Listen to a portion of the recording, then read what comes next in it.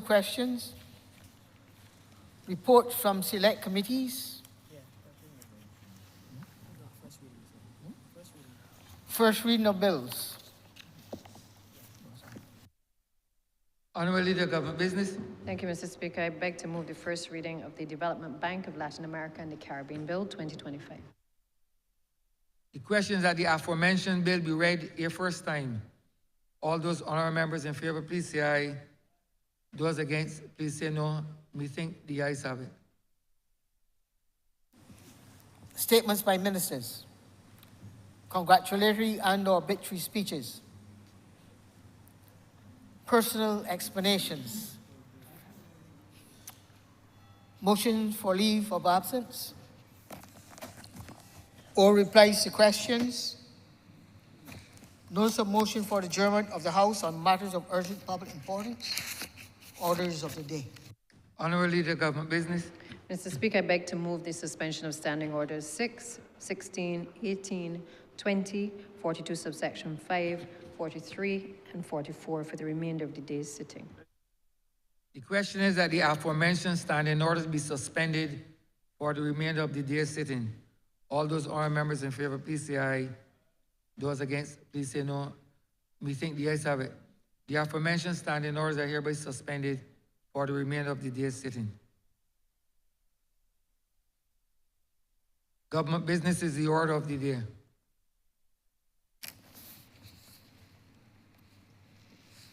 Order number 9, sir, on the paper. In the name of the Honourable Minister of Housing, Lands and Maintenance.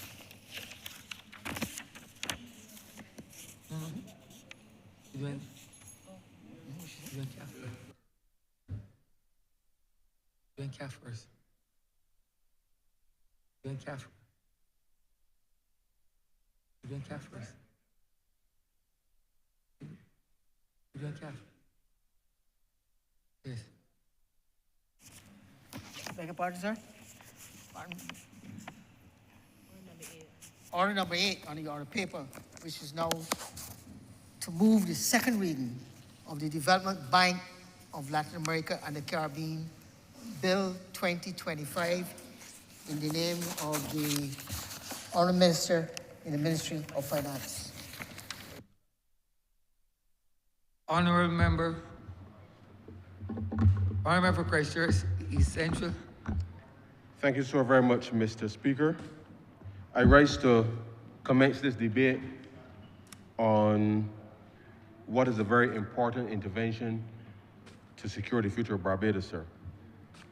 The House will recall, sir, that in 2014, some 11 years ago, Barbados determined that it will become a shareholder of the then Latin American Development Bank, formerly known as Corporación Andino de Fomento, CAF, which is the common reference to the institution. And at that time, sir, Barbados initiated its first allocation of shares, sir, in the sum of $50 million US, sir, which allowed us to, at that time, access financing of up to $200 million in support from the institution. And Barbadians, since that particular time, sir, would have become even more familiar with the work of CAF.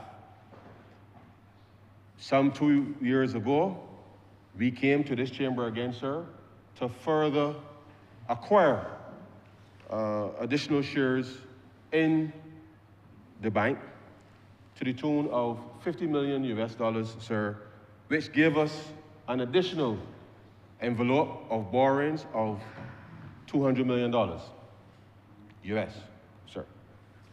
And so we have been, over these last 11 years, sir, utilizing concessional financing from CAF, sir, to support a range of critical infrastructure projects across the country, sir. Water, sir, has been one of the key areas that CAF has supported the people of Barbados.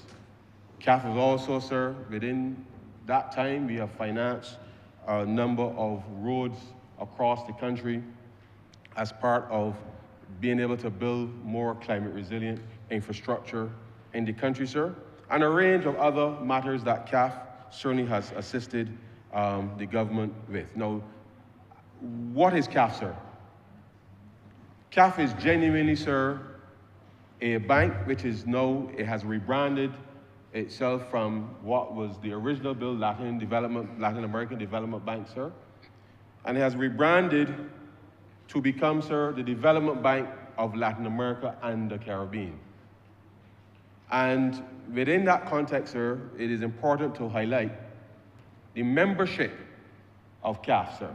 The membership of CAF comprised of almost exclusively, sir, countries from Latin America and the Caribbean, sir. With the exception of Spain and Portugal, sir, the only membership of CAF comes from within Latin America and the Caribbean.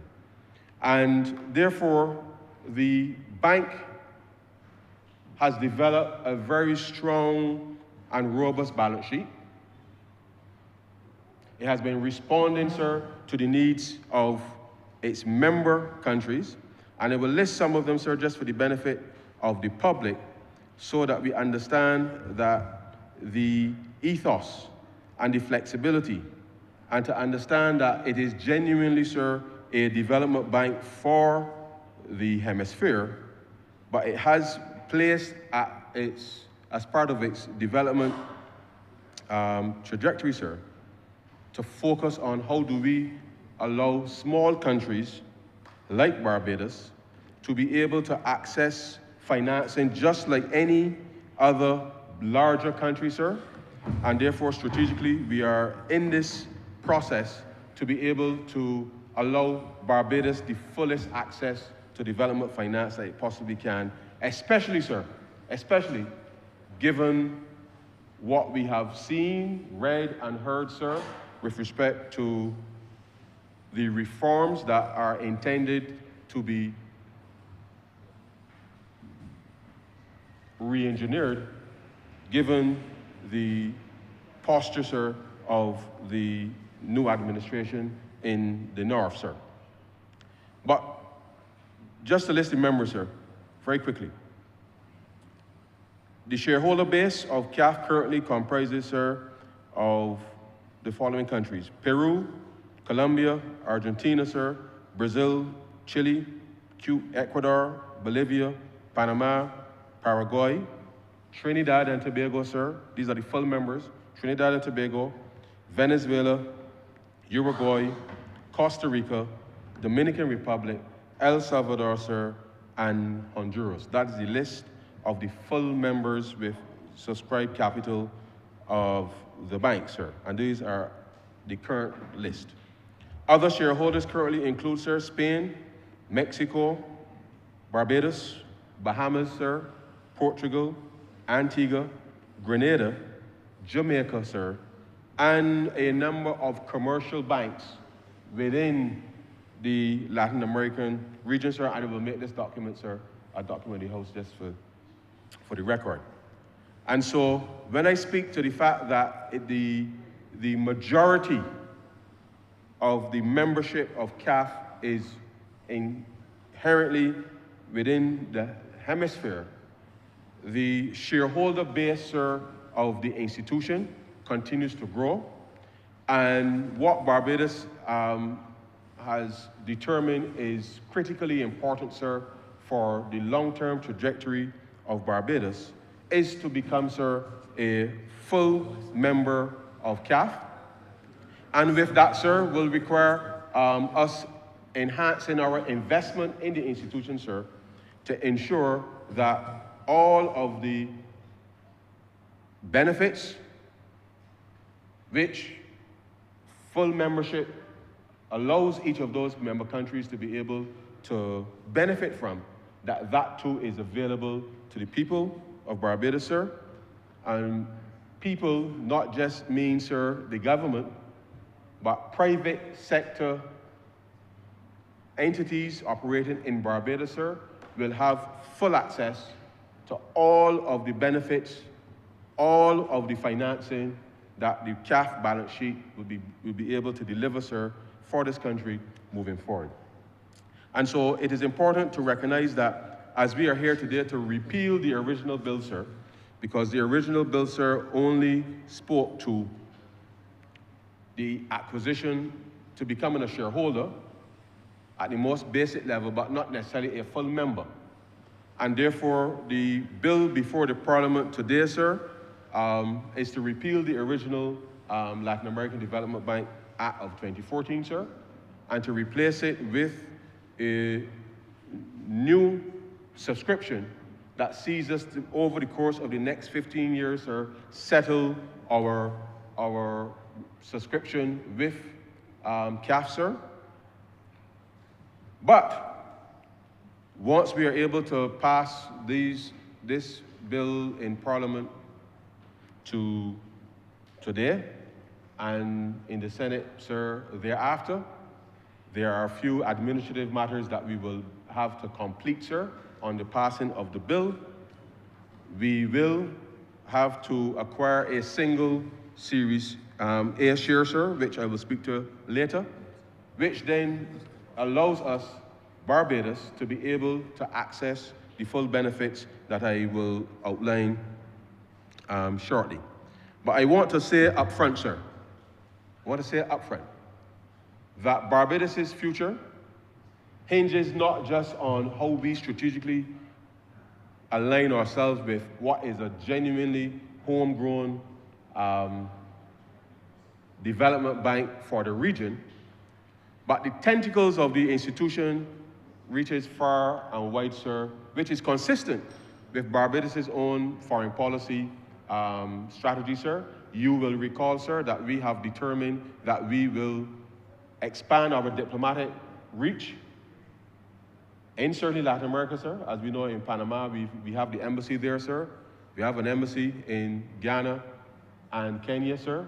We have an embassy in Abu Dhabi, sir, and later this year, we will be opening an embassy in India. And therefore, CAF has strategically aligned itself, sir, with a number of the development banks and financing institutions in the South, which, as you will recall, sir, as part of the Bridgetown Initiative, we have been advocating for more concessional financing for countries like Barbados, which is on the front line of the climate crisis. But equally, sir, as we are seeing now with respect to what just happened in Jamaica, the ability to be able to have access to development resources upfront to build resilience, such that we know when the storms arise, sir, that we want to be in a position whereby having built resilience up front, that the damage should be as minimal as we possibly can make it, sir, such that the recovery efforts can happen as soon as possible thereafter. And so CAF has strategically already aligned itself, sir, with a number of financing institutions to bring more financing opportunities to the region. And by region, I speak to Latin America and the Caribbean, sir. We are a member of this hemisphere. And to the extent that we have seen very clear fault lines, if you like, sir, with respect to what we have advocated and seen some success in the last 7 years under the Bridgetown Initiative in relation to greater access for concessionality, it is important that as leading members of some of these Bretton Woods institutions, sir, seek to roll back some of those reforms that Barbados, in part, have been responsible for unlocking for not just SIDS, but certainly for developing countries, that it is important that we are very strategic with respect to how we are able to continue the finance trajectory. Let me say for the record, sir,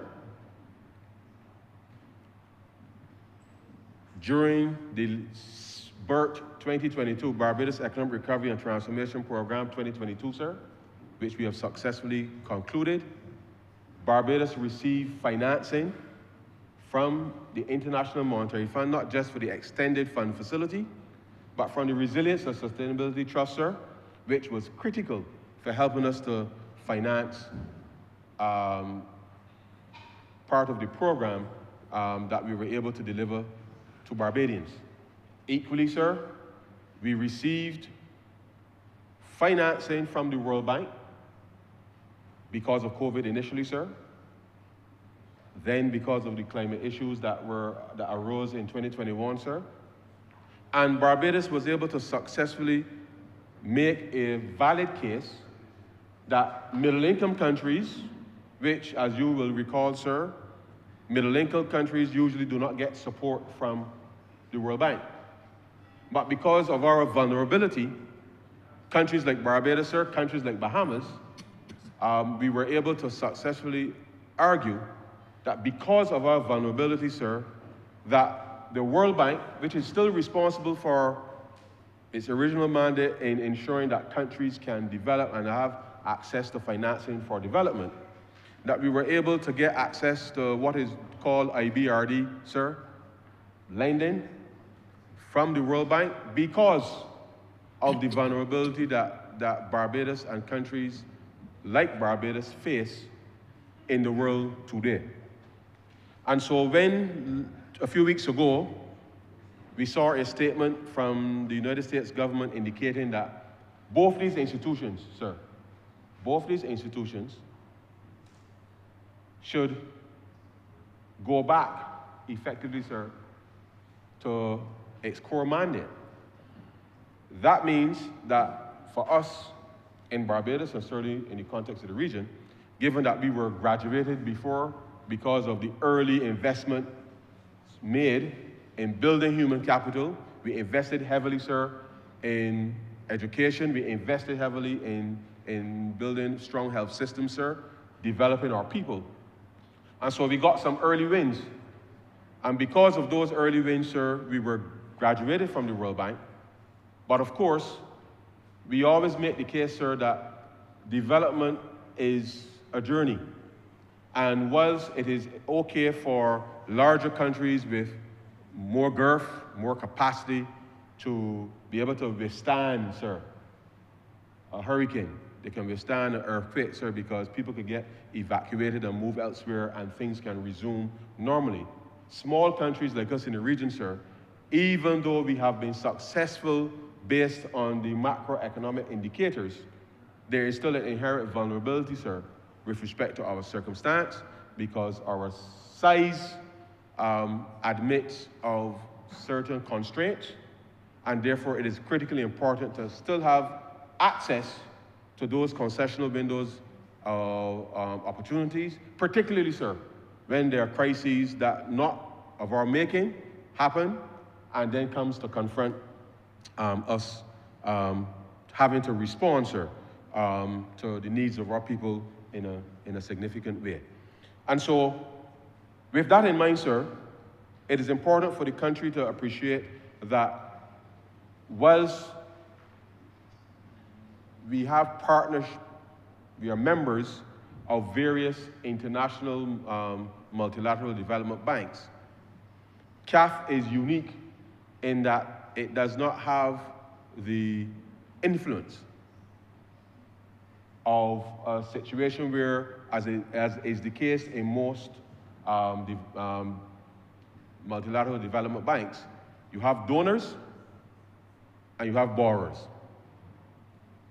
And oftentimes, there is a difference in policy, difference in philosophy, difference in views and all of that between the donors, sir, the donor countries, and the borrowers. So you have non-borrowing countries that tend to determine policies and operational matters in relation to the operations of the banks, which often then the borrowing countries have to be almost in a fight every time to be able to access resources from institutions. CAF is not like that, sir, because the list of countries that I just called for you, sir, admits of a financial institution which is owned by its members almost like a credit union, sir, in effect, for Latin America and the Caribbean. And like a credit union, sir, when you put your monies into a credit union, sir, you own a piece of the action, sir. And therefore, in the same way that we will bring some legislation later, sir, to reflect that within our own domestic space, Barbados now is participating genuinely, sir, in enhancing our ownership of this development bank for Latin America and the Caribbean, sir. And proudly so, because we have a long history of credit union activism in this country, sir. And therefore, becoming a full owner within this institution opens up opportunities for every single Barbadian in this country, sir, every single Barbadian company in this country, sir, and anybody, sir, who may want to set up and do business in Barbados going forward, sir, in addition to anything that the public sector, the government, may wish to borrow. And so we are setting on this path, sir, to enhance our relationship with CAF, because strategically, sir, it is going to be important for us to continue to have access to financing, sir, for a range of public sector projects, for a range of private sector projects, sir, without, sir, the undue influence of people needing to seem to believe, sir, that they can tell us or anybody within the context of the hemisphere what to do. And therefore, it is important that we recognize that we are about to celebrate 59 years of independence. Soon to start the 60th celebration of independence in this country. And whilst we will all put on our blue and yellow and wave our flags and do so proudly, sir, independence also means, sir, that there is an interdependence on other countries to be able to get things done for your people.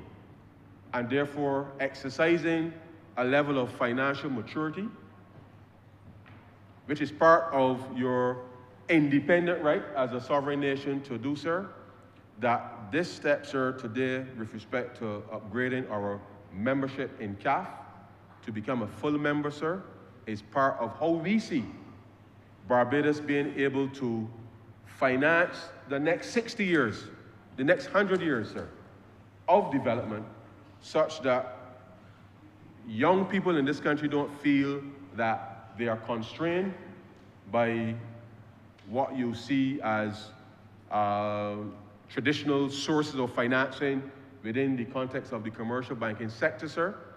And therefore, as we roll out a number of other reforms to support the fuller integration of credit unions and other non-traditional sources of financing within the domestic context, Barbados is equally, sir, ensuring that at the macro level, that we broaden the sources and the scope and the scale of financing for our citizens, such that any entity that is Barbadian in nature, sir, will be able to invest not in Barbados, but certainly right across the hemisphere, sir, with less of an issue with respect to access to financing, because we will open up the window, sir, with respect to being able to drive investment. And so it's a short bill, sir, but I want to take your attention, sir, to the first schedule, because there are only 8 clauses, sir, and I don't think the 8 clauses that are in the bill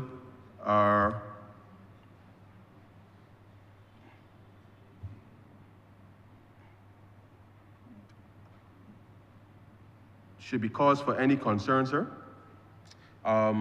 Clause 4, which is the usual thing, says minister empowered to raise loans for the purpose of the agreement, sir, which is standard language in relation to these matters. The Clause 5, the government may, subject to the approval of Parliament by resolution in accordance with such terms, may be agreed between the government and the bank. The usual text, sir, that's there, and the power of the minister to make orders in relation to the bank. The certain privileges and immunities have already been agreed when CAF was established as an organization in Barbados in 2014, and so those remain as the case. Yes, by the last administration. So the agreement between us and in relation to the common capital, sir. So we currently have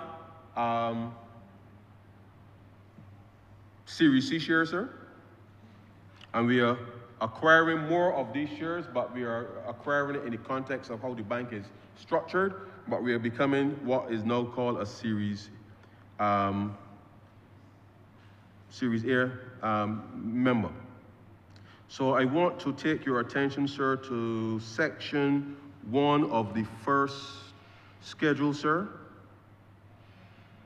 And it speaks to the fact that the subscriber, which is us, shall acquire 34,834 registered Series C shares corresponding to the common capital stock of CAF, sir, for a value each of $14,200 of the United States of America. So $14,200 per share.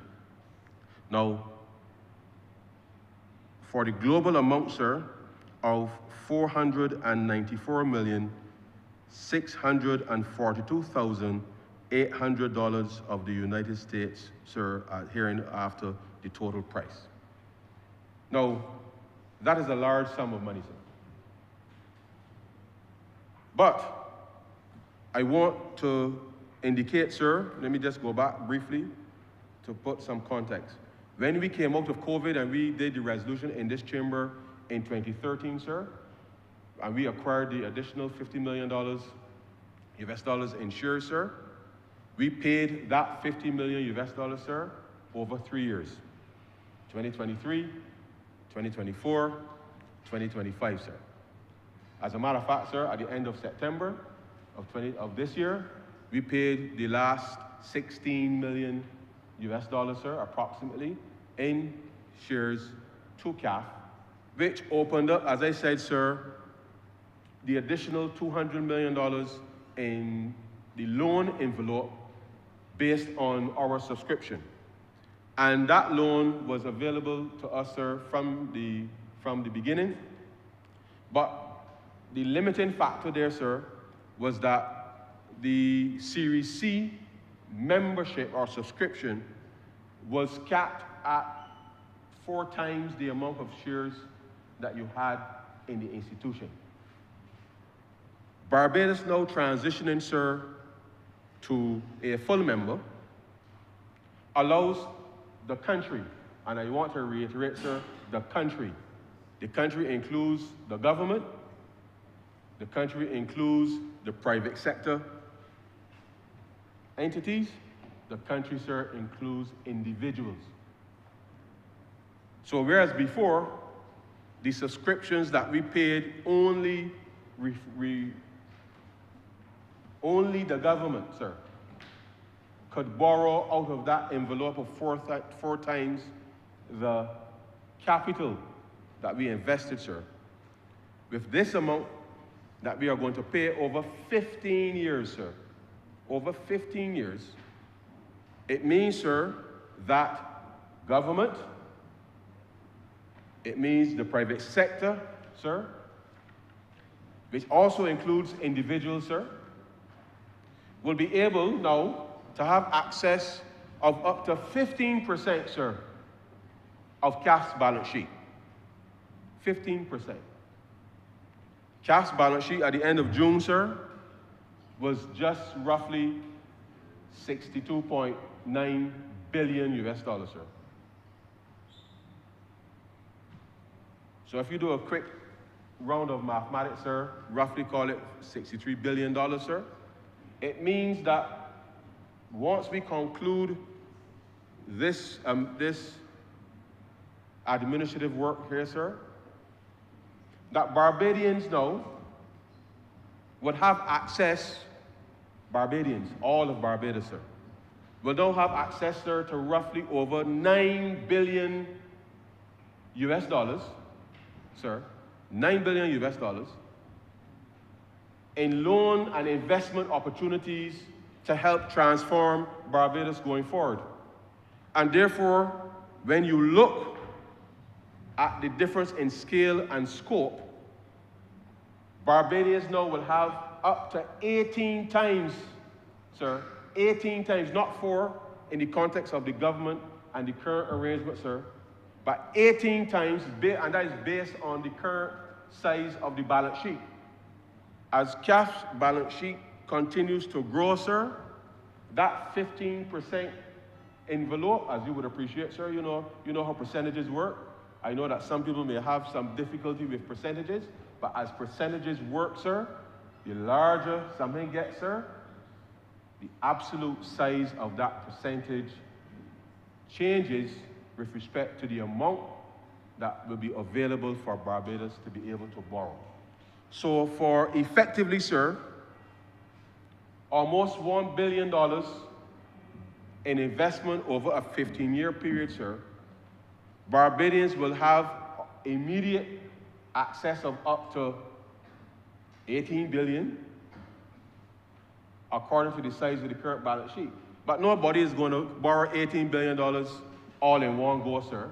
As I know, I will hear some people attempt to suggest that we would. Nobody is going to do that, sir, because Barbados is still and continues to be, sir, on a downward trajectory with respect to our debt to GDP, with respect to the 60% by 2035.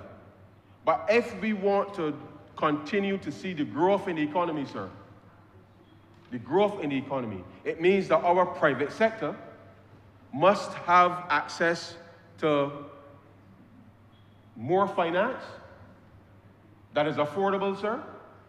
And I know, sir, that there may be some in Broad Street that can start to get frightened, sir. More access to finance that is concessional, sir. And this is not intended to be a threat by any stretch of the imagination. But we have determined that with the other reforms that I told you that will come with respect to how we further incorporate credit unions into the inner workings of the economy, sir, that access to financing is going to be absolutely critical if the growth trajectory of Barbados is going to be successful, as we have determined under the Barbados Economic Recovery and Transformation Program. And so we have negotiated, and normally, sir, subscriptions are paid within a 3 to 8 year period when members become full members of CAF. But Barbados will be the smallest full member of CAF. And because of our advocacy, we have been able to negotiate, sir, settlement of this investment over a 15-year period, but with the full access of the bank's balance sheet, the full access to all of the technical assistance that are afforded to a number of the other larger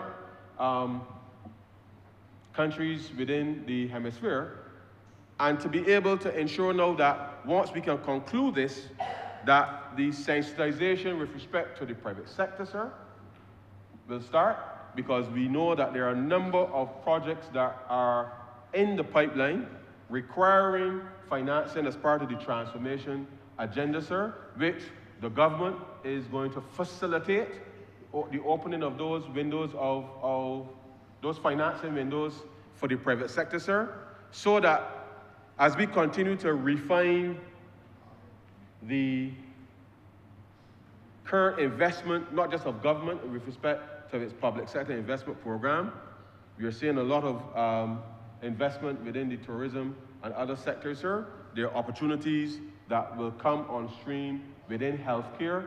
There are opportunities that will come on stream within the pharmaceutical space, which the government is moving ahead in collaboration with some private entities to be able to unlock, which will see substantive growth, not just in relation to the size of the economy, but in relation to exports, which is key for Barbados being able to sustain itself going forward. And I say this for what it's worth, for the Leader of the Opposition. Almost every time the Democratic Labour Party comes to power in this country, sir, Barbados almost inevitably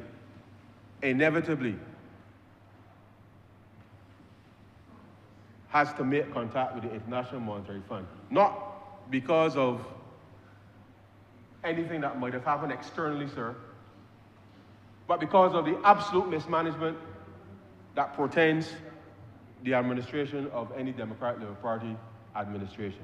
And the facts are clear. The facts are clear.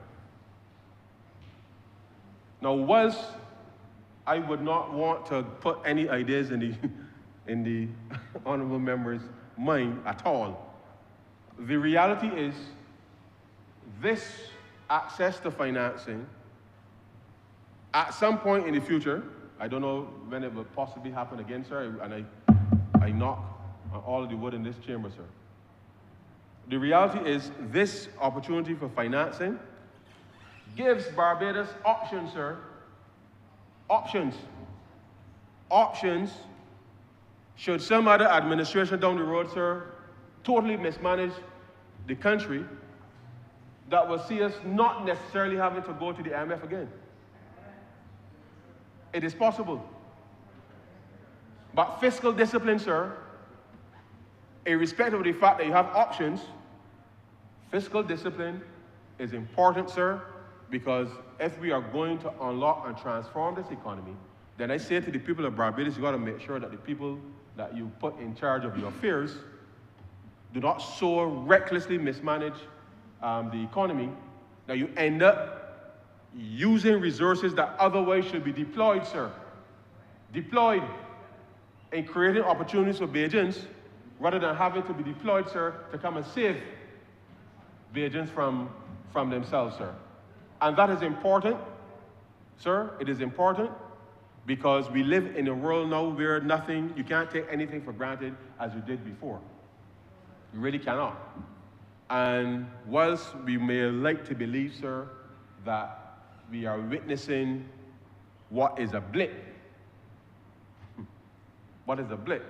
We would like to believe that it's a blip, sir. Some of the I would only describe it as policy mismatch, sir. Some of what we are witnessing could very well continue for some time. And therefore, Barbados' absolute responsibility in all of this, and certainly government's responsibility in all of this, is to make sure that Barbados, sir, Barbados must always have, sir, options available to it. Must have options, sir. And therefore, what we are doing today, sir, is to give Barbados options with respect to its financial future and our ability, sir, to continue to do right by our people, sir. We have a lot of investment to put with respect to education. We have a lot of investment to put in with respect to healthcare. We have a lot of investment to put in with respect to the administration of justice and a range of areas. We have a lot of investment, sir, within the social sector that needs to be unearthed. And at the end of the day, sir, we are doing this notwithstanding the fact that we are working in parallel to ensure that the gains that we have made under the Bridgetown Initiative, that we can keep those gains, sir, whilst continuing to give Barbados options with respect to how we can live out the promise of independence, sir. Because if you cannot deliver for people, sir, and we have, I can say without any doubt, sir, that in these last 7 years, we have delivered for people in the most extreme set of circumstances. In the most extreme set of, I don't think there's any government with the possibly exception of when World War II was raging, sir. The circumstances in which this government had to operate, even though we knew coming in that things were really, really, really bad, sir. We have been able to deliver for people.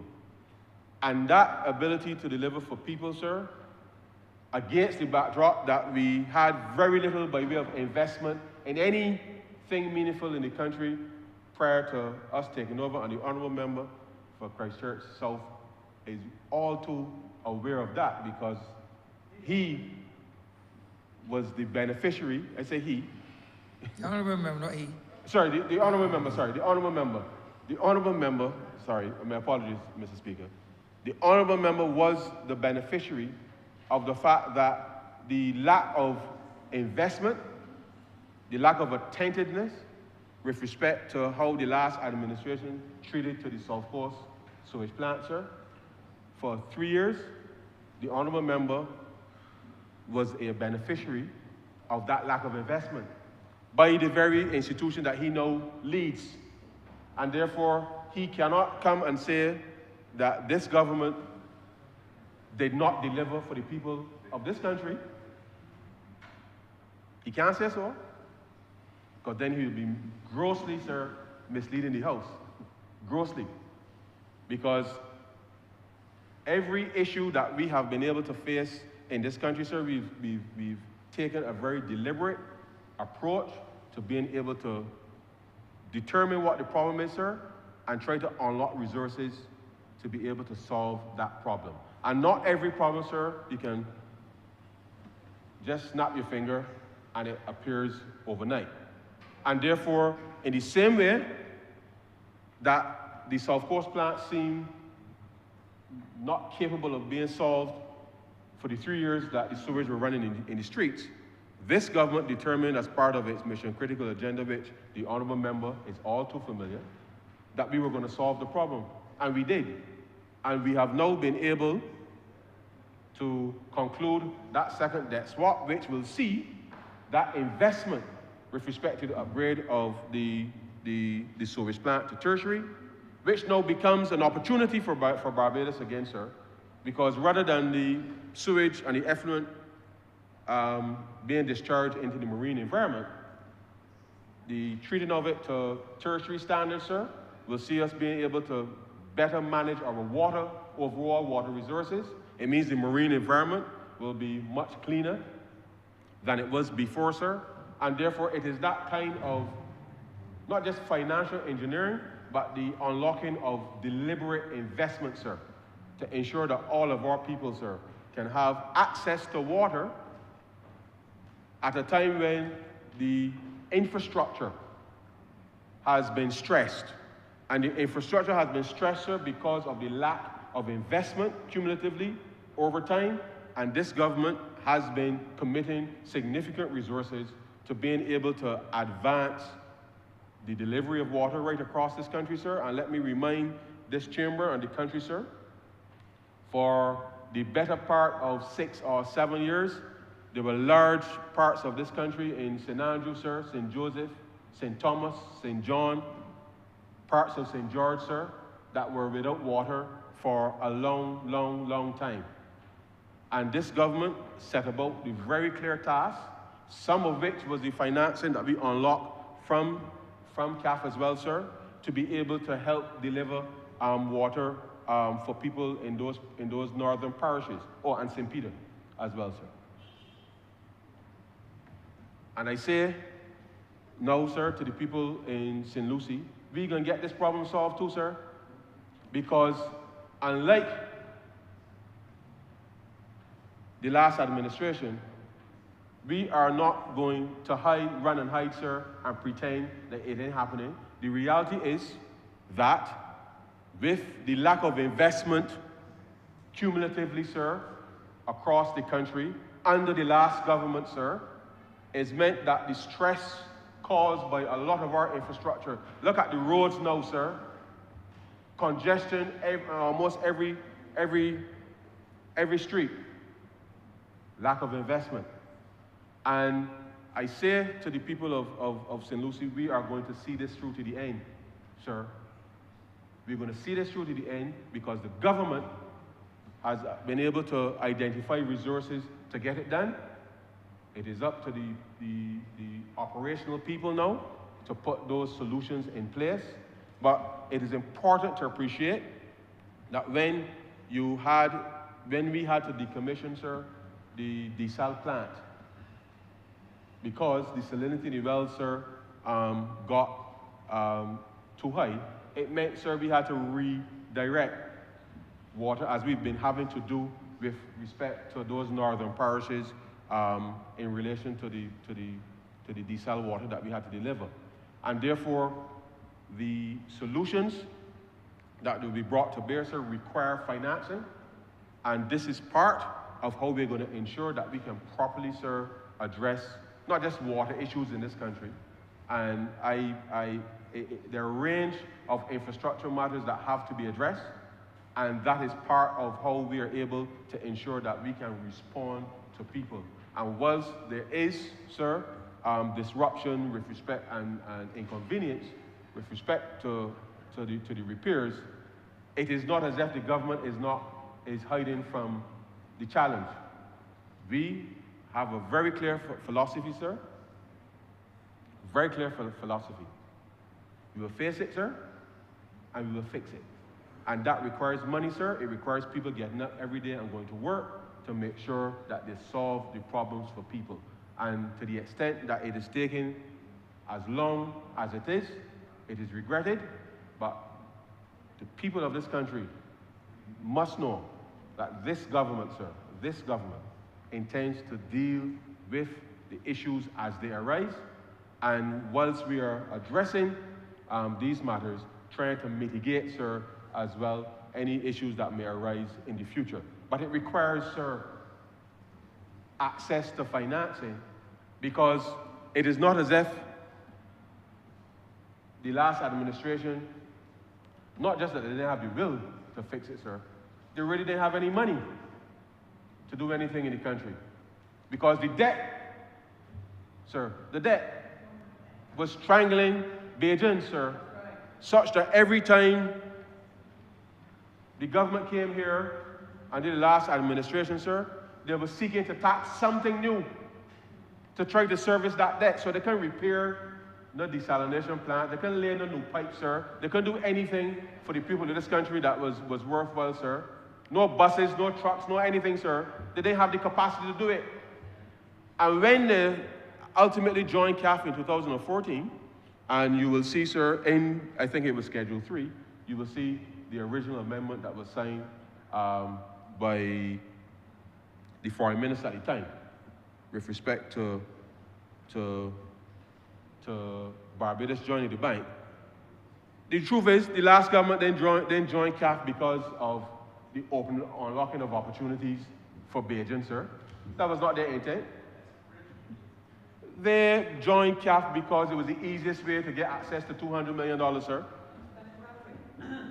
And as soon as they get the money, sir, it had gone. It had gone. It had gone. It had gone. It had gone. So we are saying to Barbadians here, sir, we are saying to Barbadians, the government is using all of the tools that we have in our toolkit, sir, to be able to address issues that confront this country. All the financial engineering that we are undertaking, sir, relies on us being able to retire as early as possible, sir, expensive debt because of the restructuring, and I see he's making note. Expensive debt because of the restructuring, sir, to unlock opportunities for Beijing. So the expensive debt that he's making note, I just want to know that part of the expensive debt that we unlock is to rebuild, sorry, not to rebuild, to upgrade the South Coast Sewage Plant, Mr. Speaker, in Christchurch South, sir. That is part of the financial engineering of government, which will deliver water, sir, for the people of southern Barbados in relation to not just the aquifers, but certainly in relation to the food and nutritional security components in relation to agriculture, so that Barbados becomes more resilient as part of the process. So our work with CAF, our work with the partnerships that CAF will be able to allow us to unlock and leverage is to deliver for Bajans, sir. Is to deliver for Bajans. So whilst he might seem the member might seem to believe that this is some type of financial intrigue, at the end of the day, this is investment, sir, in effectively a credit union for the region. And as part owners of the credit union for the region, sir, as owners of any financial institution, we too will benefit, sir, from any dividends that are paid out by the institution. Our ability, sir, to have access for the private sector, our ability to have access for government, and for strategic as well, sir, strategic as well in all of this, as I hinted at a function last week, once we get the digital platforms in place, sir, it means that Bajans will be able to make investments within the context of the hemisphere, sir, much easier. And therefore, the opportunity to take, so you may not have, sir, the scale to do something in Barbados, but you might be able to partner with somebody in one of these countries, sir, to expand Barbados's reach, our GNP, sir, so that as we are unlocking investment, this is, I don't want to make it clear, sir, this is not investment solely for 166 square miles, sir. If there are people who want to partner with anybody in Latin America, sir, you will be able to access financing, sir, through this financial institution to do business, sir, as Bajans in and across Latin America, sir, such that no opportunity can feel as if you are constrained because you're just on 166 square miles, sir. And therefore, we have to rethink as individuals, as private companies, as government agencies and regulators, sir, how we are going to engage across the Caribbean, because if we are genuinely talking about sustainability, sir, we have to think of how do we grow, sir, grow the pie.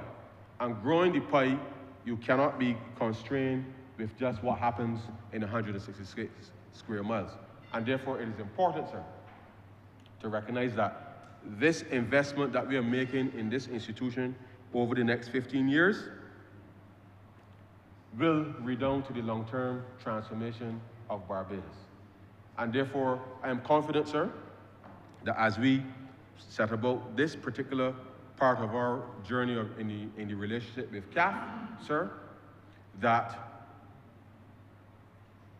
the government, being a good steward over these last 7 years, sir, with respect to the turnaround of not just the economy, sir, but how people feel about Barbados and the possibilities, sir, the possibilities about Barbados is important.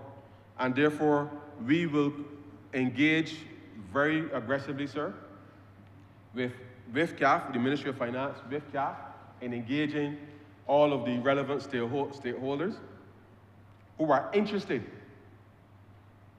Because they can't help if you're not interested, sir.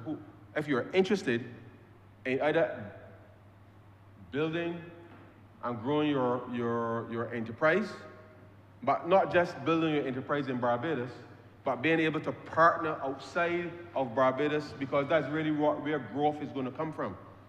Getting your products to market, strategically aligning yourself with other growth opportunities within Latin America to ensure that when we talk about South-South cooperation, that is actually a lived experience for Bajans.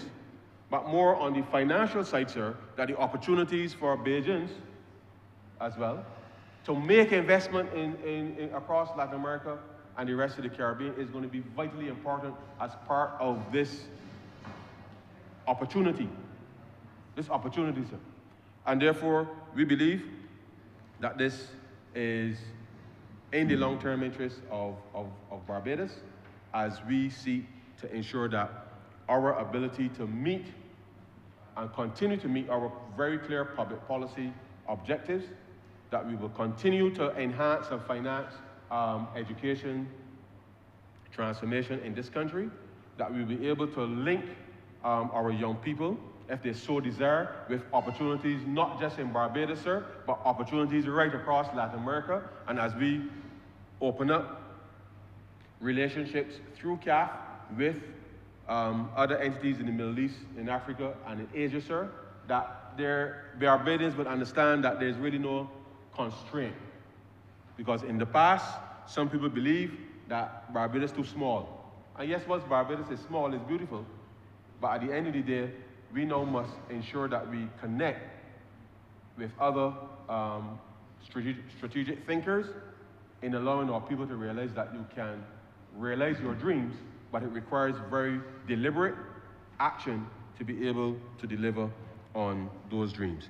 And so, Mr. Speaker, we will be, over the next 15 years, paying down piece by piece by piece by piece the subscription. Just as we do, sir, when, as you know, sir, when the vendors will come to our homes on a Saturday morning, sir, and you got the card, sir, you know, you got the little card, and you put down a $2. This Saturday, next Saturday, you put down $3, sir. The next Saturday to come, you put down $5, sir. Whatever you had, you put down. We have created a structure, sir, that allows us, sir, to pay our subscription, that does not constrain our ability, sir, to invest in the hospital. It does not constrain our ability, sir, to invest in upgrading our school infrastructure, sir. It does not constrain our ability, sir, to build roads in this country, sir. It does not constrain our ability, sir, to address any of the critical things in this country, because we've been able, sir, having gone through these last 7 years, open up a window of opportunity now where, having turned the economy around, sir, that we now can make decisive and deliberate decisions in relation to how we believe the country is going to be well served going forward. And therefore, this, sir, this debate could not have been possible at any time in the last 5, 6 years. Impossible. Simply because we did not have the space, the scope, the economy was not as robust as it is now. And I say to Barbadians, let us continue to ensure that the quarters of growth will continue, but they will only continue, sir. They will only continue if we are able to identify strategically, sir, where we can get the money from to deliver on that. So therefore, whether you are a small vendor, whether you're a medium-sized business, whether you're a large conglomerate that wants to do business, you will see on the front page of today's paper, sir. I'm sure if you saw it on the front page of today's paper, one of our standard bearers, sir, for furniture in this country was just sold. And therefore, business is being conducted, and therefore I want to see, sir, Bajan companies acquiring other companies, sir, not just in the Caribbean, but in Latin America.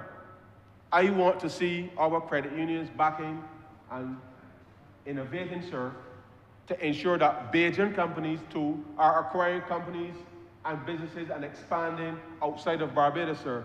But that type of merger and acquisition only takes place, sir, where your business climate is certainly conducive to doing that, but that you have access, sir, to the financing to be able to acquire and to do that type of business. So rather than Barbadians complaining about how much the trainees own in Barbados and how much the third, sir, I want to see over these next 15 years, moving forward, that there are newspaper articles saying that Barbadian companies, sir, are acquiring businesses outside of Barbados in the Caribbean, within Latin America, sir, strategically, and therefore then it means that our young people will not believe, sir, that the only thing that happens is people from the outside coming in to purchase companies in Barbados. And therefore this, in my view, sir, is an investment in the future of this country. And therefore how we conduct ourselves as government, how we conduct ourselves as the private sector in this country, working collaboratively, because you got to spend some money, sir, in order to make some money. You have to spend some money to make some money. And this, sir, I believe, is critical for Barbados to be able to achieve the transformation that we have set out for our people. And so the schedule is clear, sir. At the end of this, we have, as I said, sir, earlier, just very quickly, we will acquire a single Series A share, sir, of 1.2 million US dollars. All right? We'll exchange some of our existing Series C shares, which is in the amount of 36 million, because we already have 100 million in callable shares there, sir. This is just part of the administrative things that will be done over the coming weeks in order for us then to be able to settle on the first disbursement by the end of November, and then thereafter, those payments which then will increase, because we have some options, sir. We can either pay, we could either, just for the benefit of the member for Christchurch South, we could have paid it in equal installments as we did the previous subscription, but we chose to have an increasing amount where it is less at the beginning and more at the end, such that we can program appropriately with respect to ensuring that as the debt trajectory comes down, the economy is going up, that the affordability of the investment, sir, the affordability of the investment makes sense for the long-term future of the country.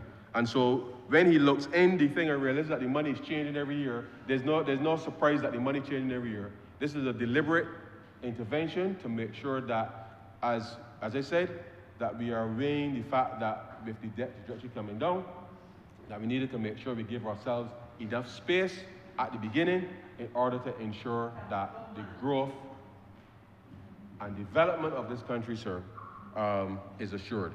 And so every year on the, well, not on, but by the 30th of September of every year, the other installments will be made as set out with respect to the schedule. And so I promise not to be long, sir, but just a few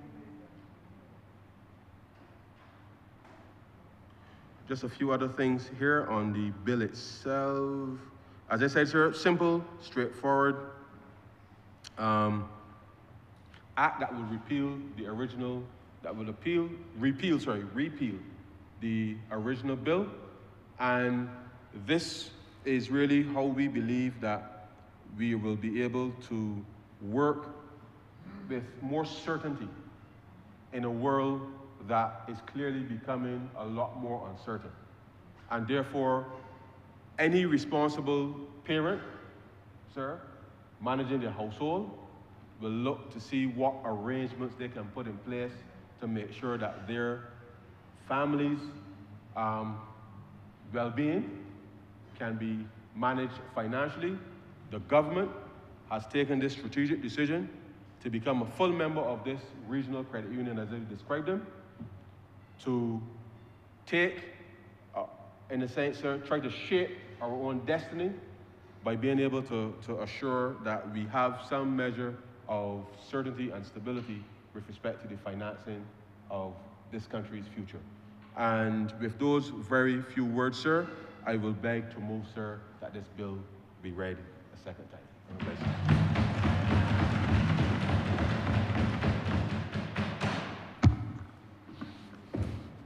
Honourable Member for Christchurch South. I'm obliged to you, Mr. Speaker. As always, I do confess that I enjoy listening to the Honourable Member for Christchurch East Central, and I do so particularly when he speaks as a technocrat. Unfortunately, for the duration of his speech, there's a point at which he abandons technocracy and adopts a political posture But I do confess to him and to you, sir, that I do enjoy his academic excursions. And I repeat, until those excursions divert into political indulgences. Now, Your Honor, we are here today to, well, when I say we, the government, not me. The government is here today to, I think, amend legislation which was passed, according to the Honourable Member, by a previous administration, and that is to say around 2014, 2015. And the Honourable Member would want to say to Barbadians, beg pardon? Yes. The Honourable Member would want to say to Barbadians that they are modernizing the legislation. If that is so, I think they are modernizing it because, as the Honourable Member said more than once, the shareholding is being upgraded from that of C to A, so that is a modernization. It may even be an improvement as to the status of membership. But the Honourable Member must have encountered a dilemma when he attempts to criticize the last administration. It is the last administration that created the platform for what is done today.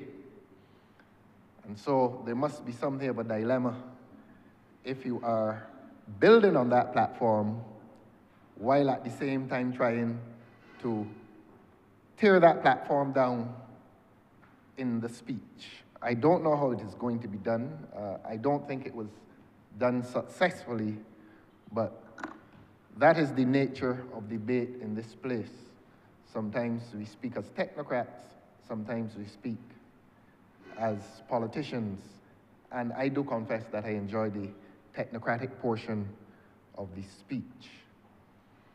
Now, I characterize what has been said today as a celebration of borrowing. This government, through the Honourable Member for Christchurch East Central, has come here today to largely say to the public, look, we can now go on a borrowing spree. And he gave the figure, the Honourable Member gave the figure.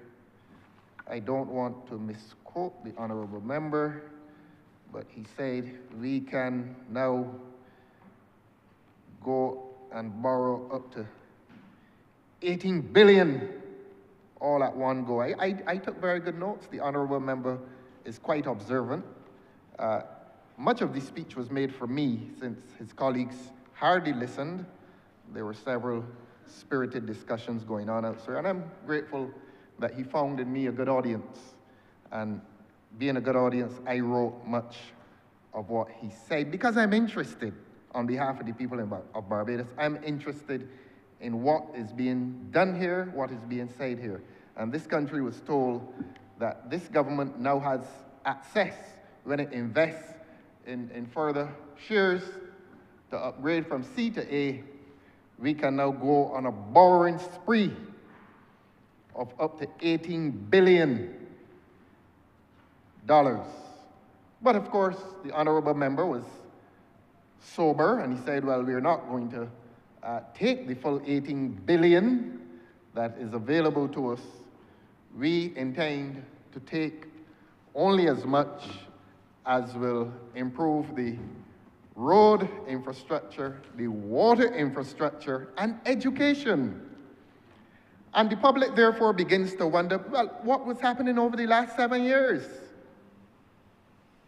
Because the record must now reflect that apart from this spree that is intended, apart from what I call a borrowing threat that is intended, this government has borrowed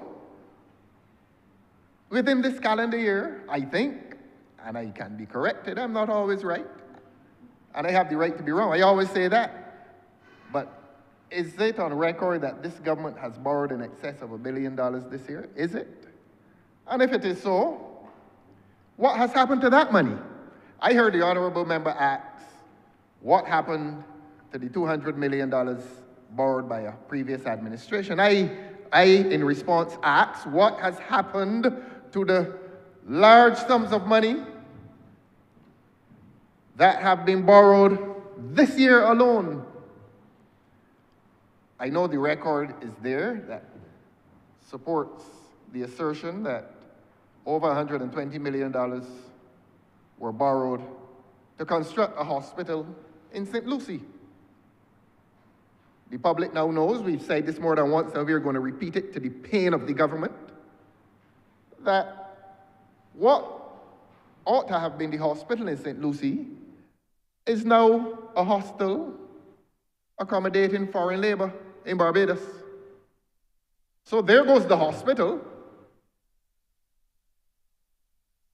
And I've said it before and I'll say it again, because this government needs to be reminded, not only this government, but the people of this country need to be reminded of the misdeeds of this government. And we will continue to ask questions about the Comey loan, $25 million US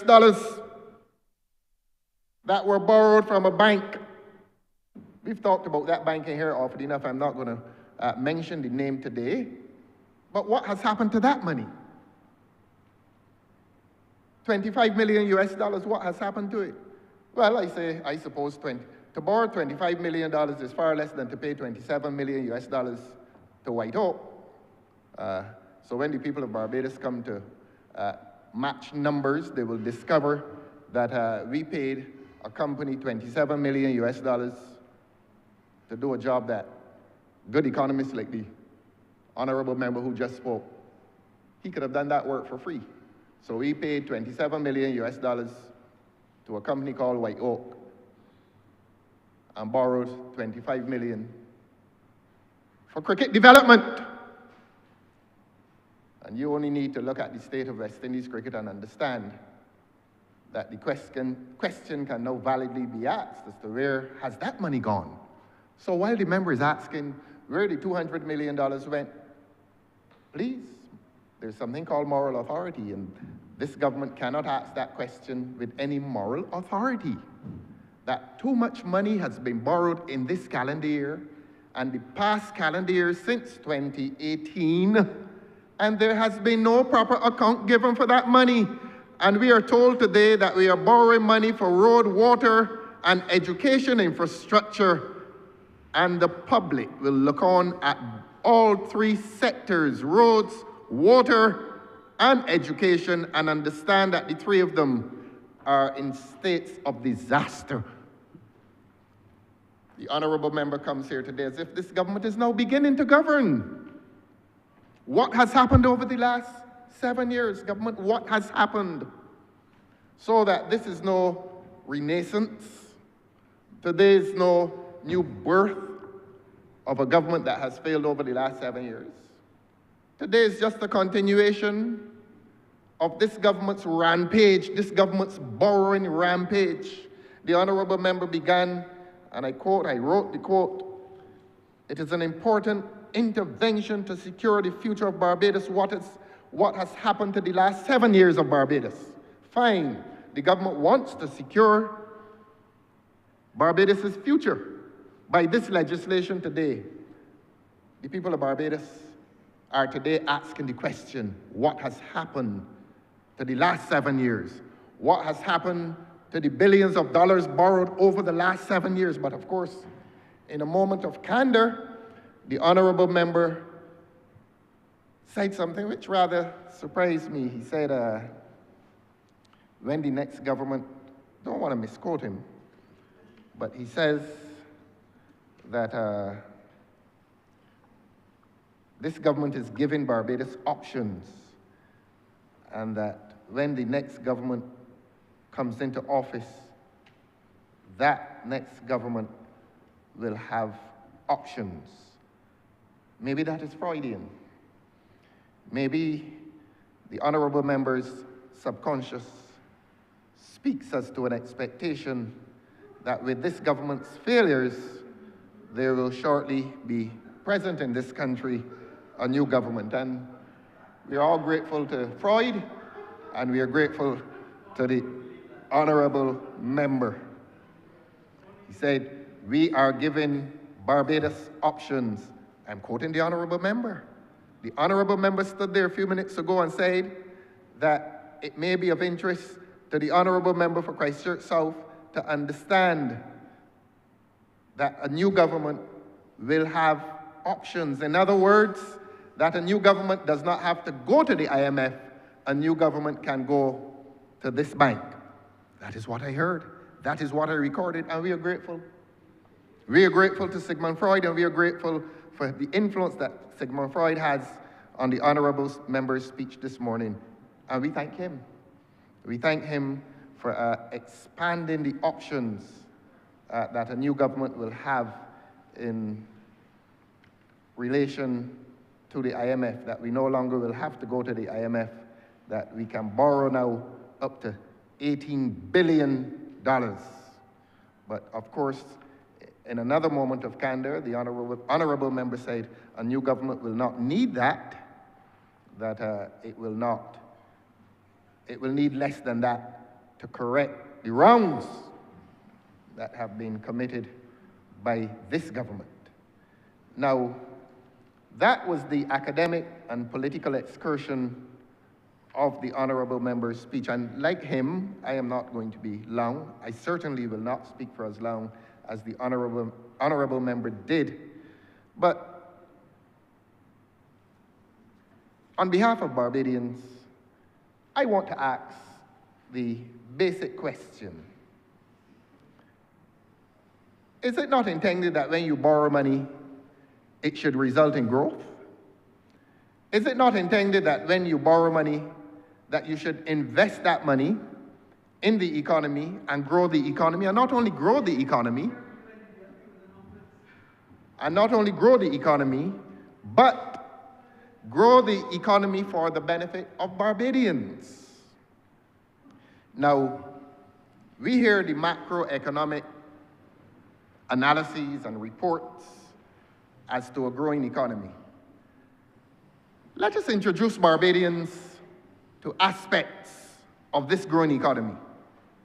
And let us introduce Barbadians to the realities of this economy that the government says it is growing.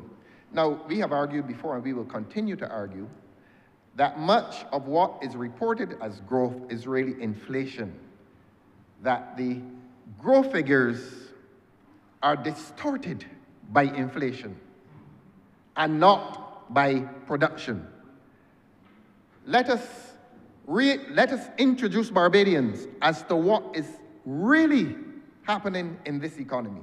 One very recent example.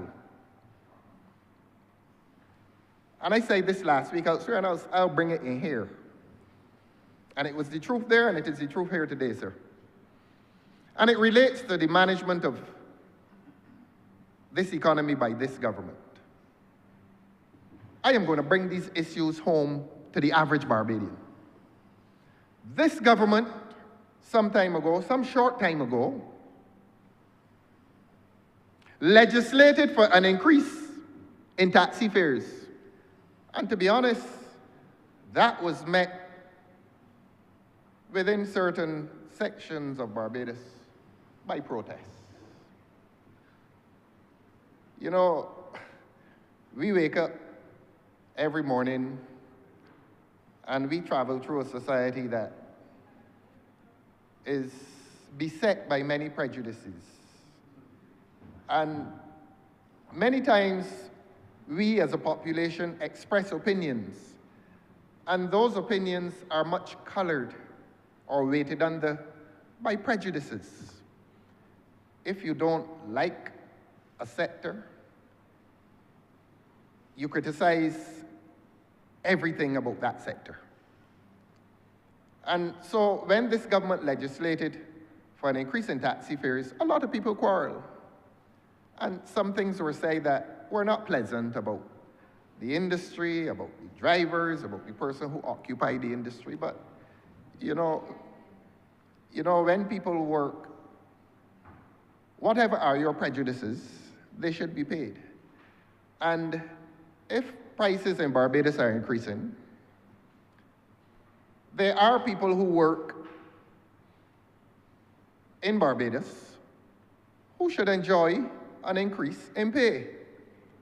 I mean, if you're going to give a consultant, an invisible consultant, $15,000 a month for doing nothing, I want to dare to say that there is no harm in giving a taxi driver an increase. He lives in Barbados, he's paying increased prices.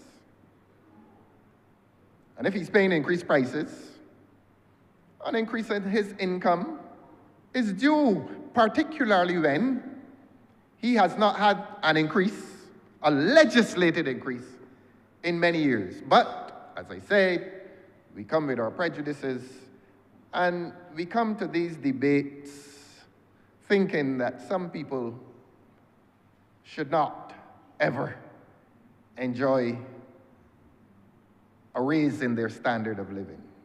But let me not belabor the point, sir. Because implicit in what I'm saying here is a commendation of government in having increased those fares in spite of the protests. I don't always criticize. I will reserve some praise. So if the government puts on new shoes, it is not for me to criticize them for not cutting their toenails. The new shoes are there. I am not interested in uncut toenails within those shoes. And so the government came and legislated for that increase for taxi men. And presumably they were happy. Of course, they were also unhappy that the government reduced them to political minions,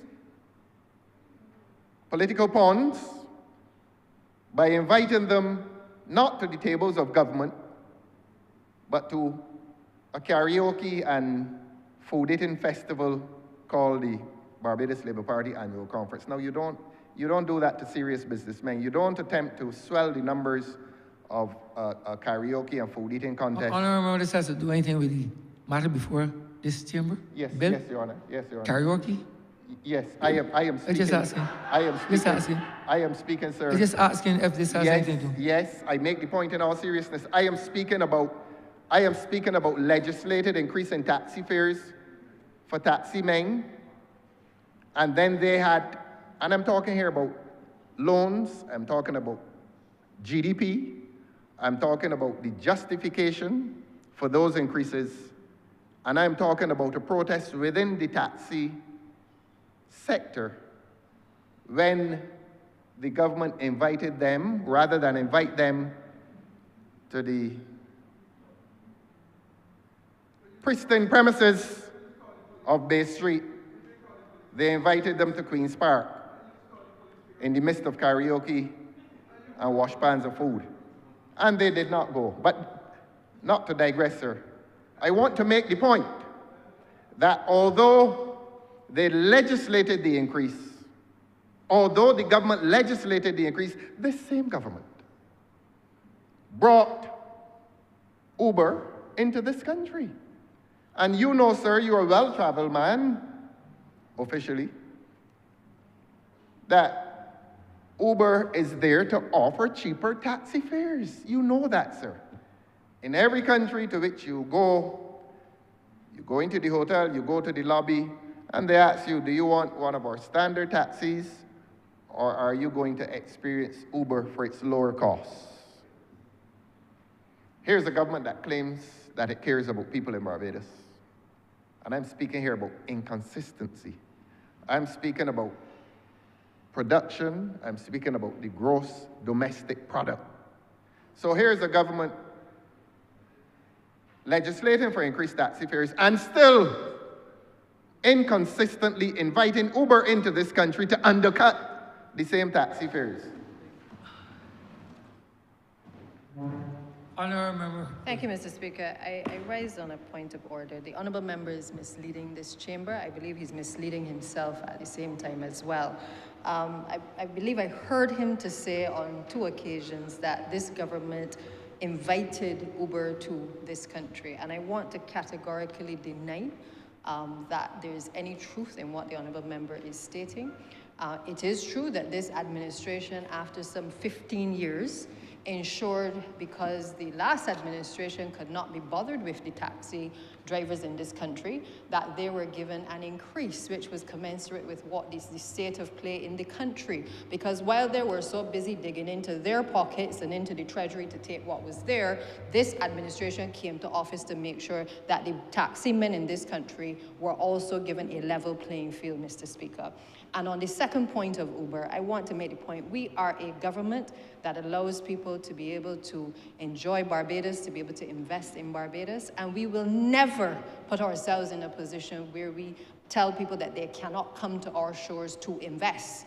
All the time, all the work that we do in this government, we make sure that we create an environment for people to want to be here to invest. So I want to make it clear, we did not invite anybody. We are performing way above any of the standards that were set by the last administration. People want to come to Barbados to see what is here, not just for sun, sea, and sand, but also for investment in this country. And we have said repeatedly, it must be a case where anybody coming respects the stakeholders of this country, have the conversation with the stakeholders, and the stakeholders can determine whether they want to participate in the investment that is coming into the country. So I ask that the honourable members strike from the records any insinuation that we invited any players to this country, Uber or otherwise, because Barbados is a country where people are respecting and wanting to do business, Mr. Speaker. I thank you, ma'am.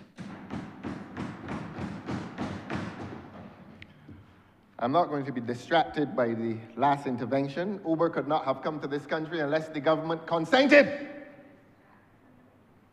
Uber could not have come to this country unless the government had knowledge. Uber could not have come to this country unless the government consented. Maybe there's another point of order or clarification. If the people of Barbados are going to hear that Uber snuck into this country one night, in a manner akin to the return of Jesus Christ, well, let the government say that. But Uber came into this country with the full knowledge and consent of the government. Any points of order, please? None. I press on, sir.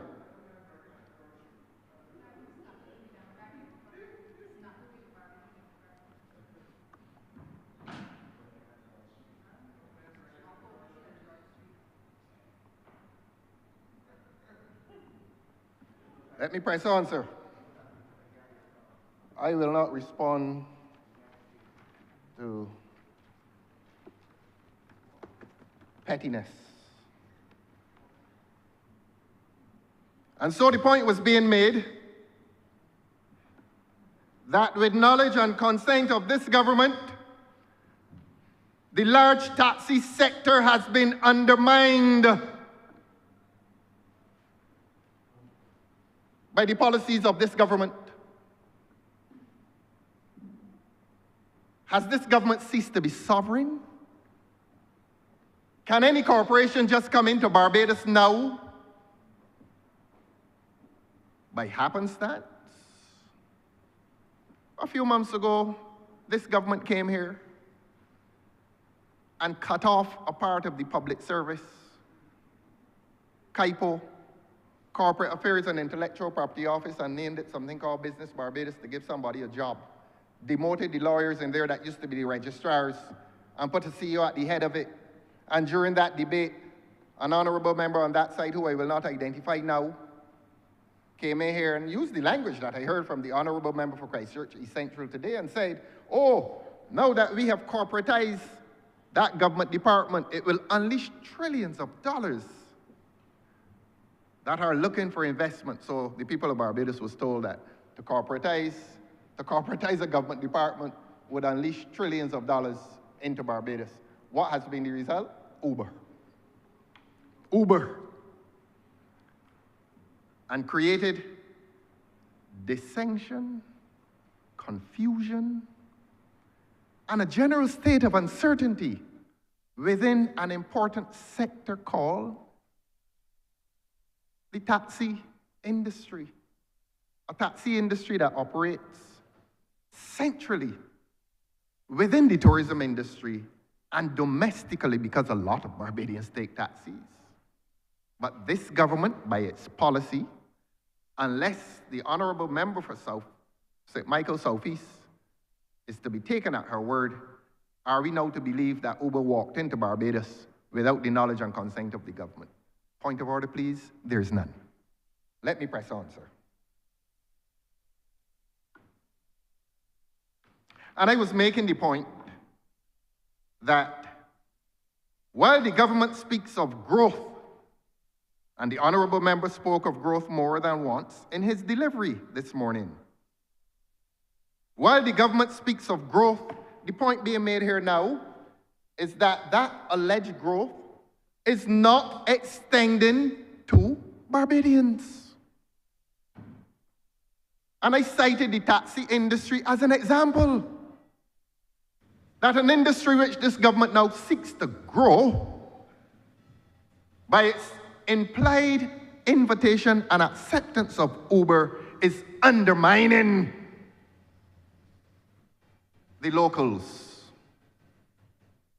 So if there's to be growth in the taxi industry, those members who have traditionally and historically and for many years belonged to that industry are not going to be beneficiaries of that growth.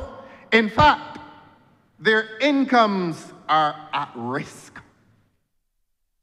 That is what the people of this country need to be told. It needs to be explained to the people of this country that any growth that is experienced in this economy is not filtering down to the average person in this country. I come to construction. On the issue of growth, oh yes, there has been an increase in construction. There has been growth in construction, but I refer to the facility in St. Lucie that ought to have been a hospital if the loan agreement between the European Investment Bank and the government had been honored. It would have been a hospital. So when the honourable member for Christchurch East Central comes and speaks of breached obligations in relation to loans, staring at him is the parish of St. Lucie, and I'm not talking about water. Staring at him is housing accommodation for foreign workers, where it ought to have been Barbadians who are ailing and Barbadians who are dying in the accident and emergency because they cannot get attention because there's a shortage of a medical facility in Barbados. A number of examples of growth so alleged, not filtering down to the average Barbadian. Not only the taxi men, but people who are sick will die because this government has refused, this government has breached an obligation that it made with a bank to borrow money and build a hospital. And the hospital is now accommodating migrant labor. This is no joke. Barbadians need an explanation for why this country is where it is. And this country is where it is because this government on a daily basis is breaching obligations. Not only obligations that it promised to the people of Barbados, but obligations that it promised to lenders. We are here today to talk about borrowing and lending. Need I go further? Need I go further? Need I go further and remark on the portion of the honourable member's speech which spoke about a promise to repair infrastructure that deals with water, and his speech is reaching the people of St. Lucie and St. Peter today.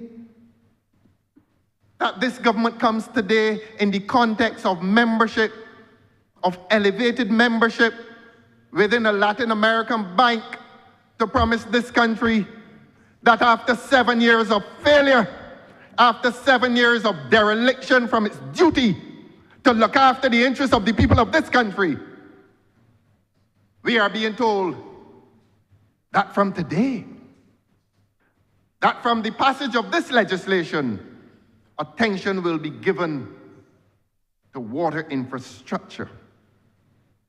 And the people of St. Lucie are hearing this. And the people of St. Lucie would have observed that this is a government, and I'm going to speak the truth. If it pains, take the pain. The people of this country has observed a government that has been extravagant with the financial resources belonging not to the government, but to the people of this country. And I don't have to come here and talk about expensive travel and high per diems and a multitude of useless citizens called consultants. And that monstrosity up at Newton, which has been abandoned. The giant chicken pen next to Chickmount. Part of the $70 million estimated that this government has spent, wastage. Where's the growth? There's growth. Well, where is the average Barbadian in relation to that growth?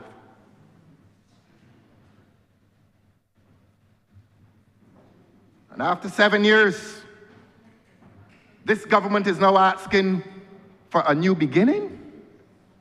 This government is asking this country to endorse elevated membership within the Latin American Bank. We support it. It is progressive. But the condemnation is for a government that has failed the people of this country financially. That is the condemnation. Look around Barbados, Your Honor. And the honourable member promises improved infrastructure in education. Just last week, the little children from Deacons Road were expelled from school because this government cannot pay basic attention to the physical infrastructure of schools in this country. We had some little second formers from Hildeskeen. It's Hildeskeen. I think that's the school. In here this morning. Ronald Walters. Ronald Walters. Ronald Weeks. Ronald Weeks, not Elder Skeen. Oh, you're getting confused with the Deacons Road thing. Well, he's going to be the next representative down there. You are right. Yes, you are right, sir. I gotta be sure. I didn't say Ryan Walters, you know, my friend. You say Walters? I just said Ryan. I did not say Ryan Walters, honourable member. But he's going to be the next representative. No, but I didn't say that. Those words will not come from my mouth, sir. I heard Walters. Yeah, but you didn't hear Ryan. You have heard Ronald Weeks. But you didn't Ronald hear. Weeks. But you didn't hear Ryan Walters. Oh, you say Ronald Walters. That would probably come from your mouth. Because that is associated with Deacons Road, so that would come from your mouth. That is expected. Yes. And we were making the point that basic facilities in education every September, the little children in this country are unsure as to whether they're going to school. And that is not politicking. That is a fact. That Barbadians cannot now understand why is it that basic matters of attention to fundamental issues in education, a place to sit, a place to learn, a place to be with each other, a place to be taught, that the children of this country cannot be sure in September that they're going into a school. And it has now become October as well. That when they believe that they're settled in, they're expelled from the school, whether for 2 days or a week, they're expelled. And I use the word expelled. And I'm not digressing, Your Honor, because the honourable member for Christchurch East Central said that they're here to improve the infrastructure in education. So I am following the honourable member's lead. And I believe he mentioned health as well. I believe the honourable member mentioned health. And we came in here, this government came in here. When I say we, I mean we parliamentarians. But I'm outnumbered.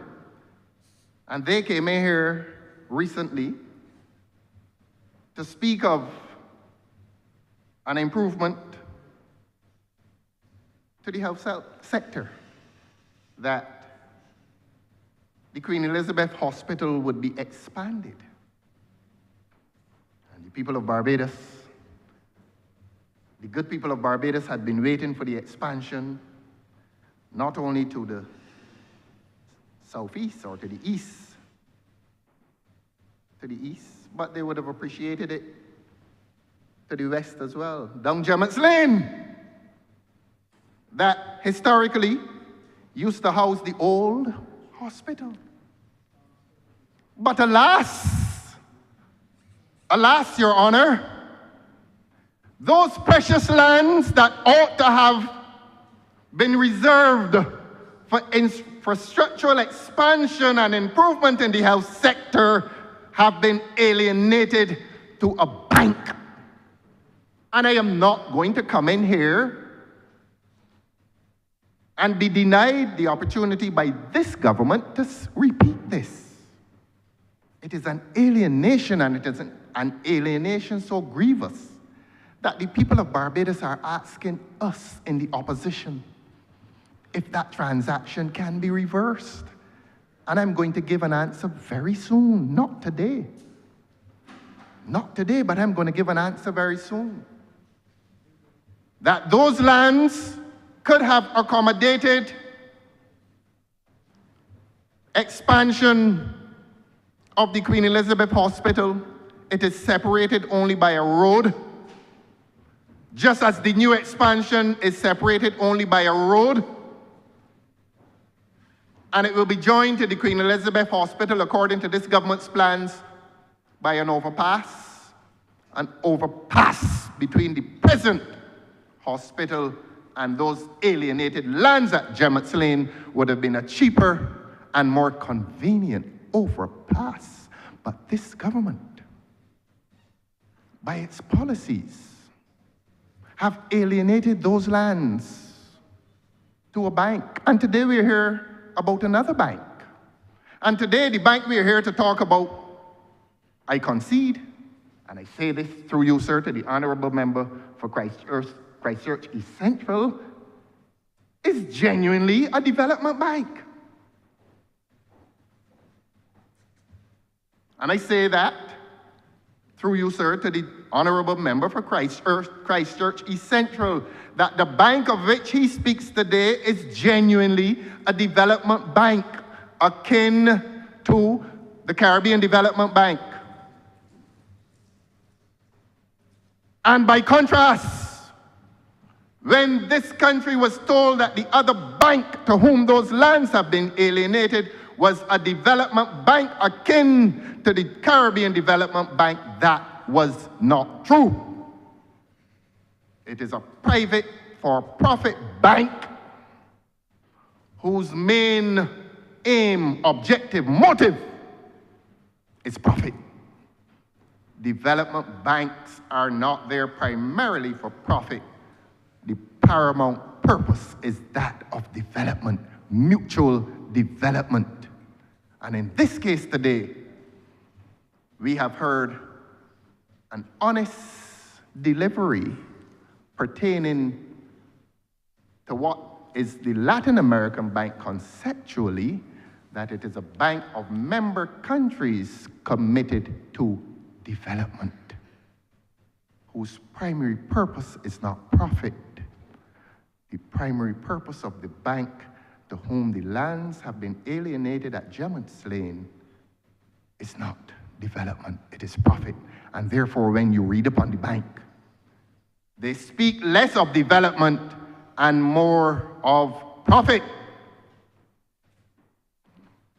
Diplomatic immunities and privileges under this legislation, as signed on to by a previous Minister of Foreign Affairs, then Senator Maxine McLean, extended those privileges, diplomatic privileges and immunities properly to the Latin American Bank. Properly, I say, to the Latin American Bank. This government has extended similar privileges and immunities improperly. I have to tell the truth in here, improperly, to the bank to whom the lands at Gemmett's Lane have been alienated. Is it permanent? The people of Barbados are asking the question, is it permanent? Can they sit comfortably with that unwholesome deal made between this government and the bank? I issue no threats, but I've heard the Honourable Member for Christchurch East Central anticipate that there could be a new government. And I've congratulated him for that Freudian assertion. He may well be right. And this is not hubris. But the people of Barbados are not happy. And this is not politicking. This is the reality. And just this morning I read in the media, and we are still on development of this country. We read in the media again that courageous businessman who spoke of the suffering of too many people in this country and spoke of that recently has now come out again and spoken as to the derelict nature of our main street in what used to be a proud and shining city. He lamented that these independence and Christmas celebrations and festivities and adornments will have a blot on their faces because our main street has gone into degeneration. 7 years later, 7 years later, there has been no attention to urban development and urban renewal in this country. Where's the development? This government does not understand the meaning of the word development. Development is not always about growth. Development often relates itself to improvement. And improvement does not have to be growth in order to be called development. And maybe that's a basic lesson that this government does not understand. But we understand it.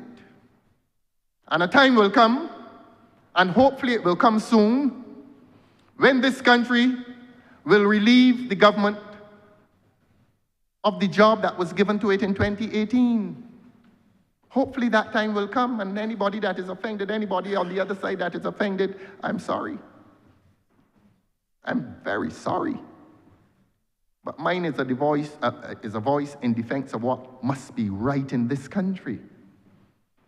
And that this is no game. This is no game.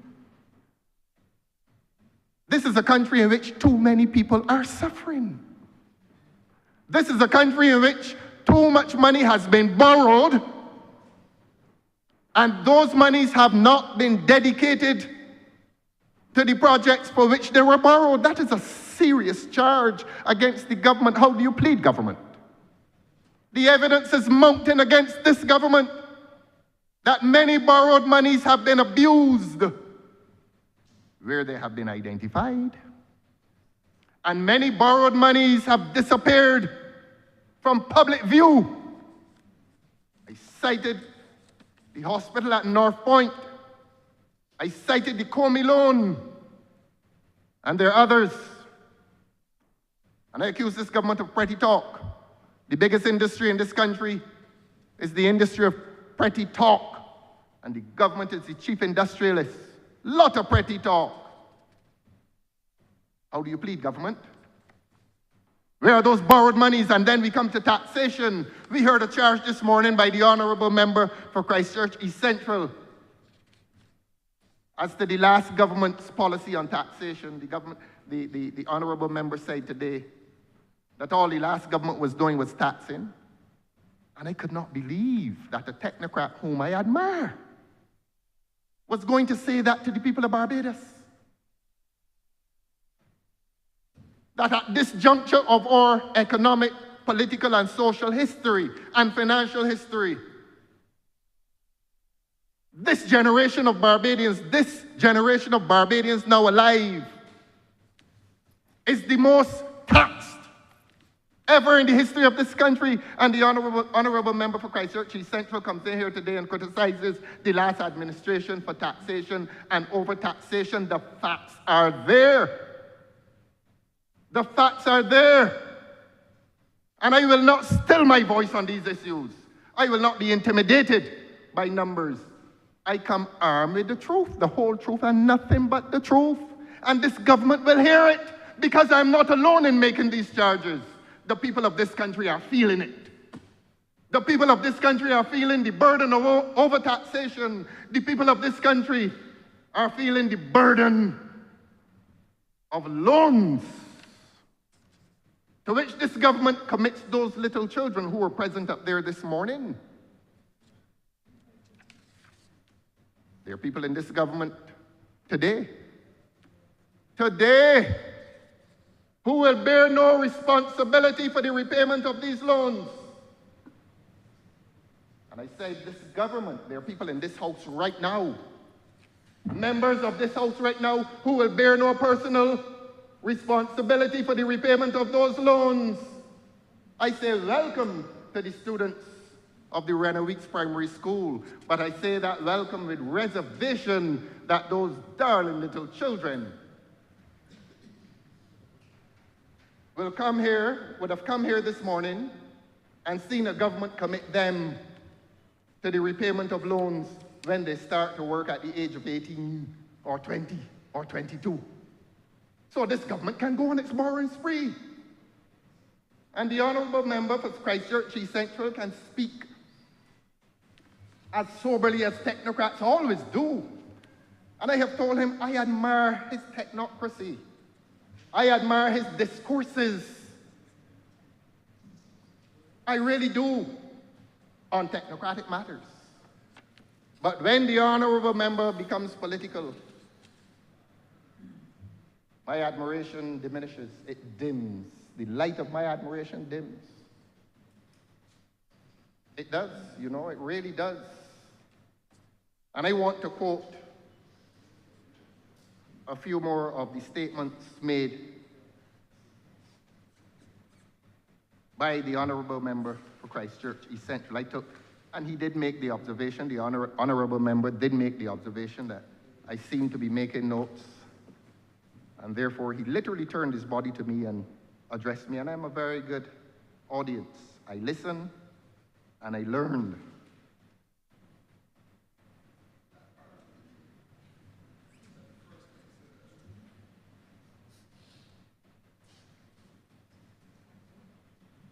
I will go to the salient portions of what I recorded the honourable member to have said. And I quote, "In the aftermath of disasters, our size admits of constraints." And I recall the honourable member to have said that in the larger countries after disaster, earthquake, etc., they can easily airlift and relocate people. And the honourable member stated that our constraint is that people literally have nowhere to go. And it is as if the landmass and the society, this is not the honourable member now, this is me. I'm saying that the population and the landmass occupied by that population becomes something of an economy of scale. And being an economy of scale, maybe the effort to rebuild, one, is necessary, and two, it is possible. We are aware that, and I say this to the honourable member, in what I would call academic and intellectual exchange, that in the bigger countries to which he referred, that evacuation may sometimes result in abandonment of a physical space. We don't have the luxury of abandonment, but abandonment, I say to the honourable member, represents a loss. But here in the Caribbean, in these islands, we turn that loss into a gain when we rebuild, rehabilitate, improve, and return people literally to the spaces that they had occupied before the disaster. So it is not necessarily an advantage given to the larger countries, but our literal space, our economy of scale, gives us something of an advantage if and when we attempt to rebuild. That's just something I want to say to the honorable member for his own consideration, because as I've told him, as a technocrat, I do admire and respect his contributions. And that is one point that I would wish to commend to the honorable member for Christ Church. He's central. But then, towards the end of his speech, he goes on, the honorable member goes on to say, we will see growth in the economy. Now, that is futuristic. That is the language of promise. We will see growth in the economy. As a result of joining this bank, as a result of taking additional loans, the honorable member is quoted to have said, we will see growth in the economy, the language of promise, the language of a future set of circumstances. I repeat that this government has borrowed billions of dollars between 2018 and 2025, and the growth upon which they report is not reaching the average Barbadian. Our first point of contention is that it is not real growth, that it is inflationary. And if it is growth, the average Barbadian can see for whom that growth is reserved. Migrant labor, foreign companies. And we cited the case of Uber, which did not sneak into Barbados in the middle of the night. But the honorable member promises growth. I have previously reminded this government that the biblical story of famine and plenty refers to a state in which you have plenty first. But this government, in its first 7 years, by its language of concession, by its language of promise, is impliedly saying to the people that they now promise plenty. So they have reversed the biblical story in which you have plenty and then famine. The honorable member for Christ Church East Central has confessed to the people of this country that the first 7 years has been that of famine. And he is now pleading with the people of Barbados to give this government a chance to implement plenty. Too late. It's too late. What has this government done in the last 7 years? What has this government done in the last 7 years except to preside over wastage and legislative bungling? If the legislative bungling is to be any example as to this government's performance, look at the last year from the cybercrime bill and come right down to November the 30th this year, which this government had been calling Republic Day. Even at that level, Your Honor, this government cannot get it right. Even at that level, this government cannot get it right. This government some 4 years ago told the people of Barbados, and I'm saying this by way of example, Your Honor, permit this. Never shall there be a day on which November the 30th shall not be known as Independence Day. That promise was Honourable member, this is relevant to loans. I did ask for your special permission. There's no special permission being granted, honourable member. There's no special, it has to be relevant and pertinent. As Your Honor and it is pleases. not pertinent nor relevant. As Your Honor pleases, sir. As Your Honor pleases. I will never disobey you, sir.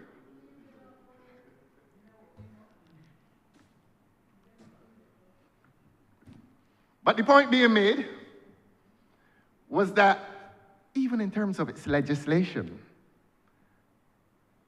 this government cannot get it right. So if this government cannot get it right in terms of its legislation, I say to you that that reflects government's economic policy.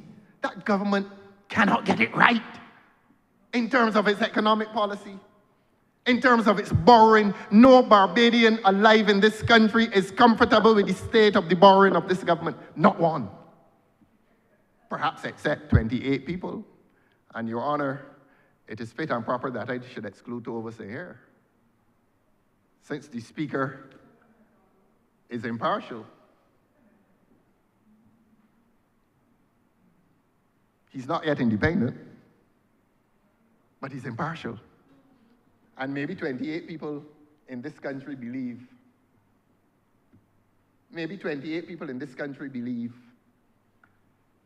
that government's economic policy has filtered down to the average man. And I have pointed out within the construction sector where it has not. I have pointed out in the taxi sector where it has not. And I will point out within the wider economy where government's economic policy, financial and fiscal policy is denying the average Barbadian a comfortable visit to the supermarket or the corner shop in the village. Everything is expensive and prohibitively expensive, and there are people in the supermarket aisles who are asking other citizens to assist them, to walk with them to the cash register, and to help them to pay their bills. If any of the 28 deny that that is the truth, perhaps they themselves need to visit the supermarkets. So that at every level of this government's economic policy, there's failure. And there's not failure for a fat and expensive government that continues to fly high, literally, in private jets, while the average Barbadian is experiencing hardship. So don't worry about these pretty words. To move from grade C membership to grade A in the Latin American Bank will not improve the prospects of the average Barbadian unless the government commits those new loans to genuine development of the people. Yes, I'm going to shout. I'm going to shout. I know you're uncomfortable. I know the government is uncomfortable at its failure. I intend to make them doubly uncomfortable by giving them some pain.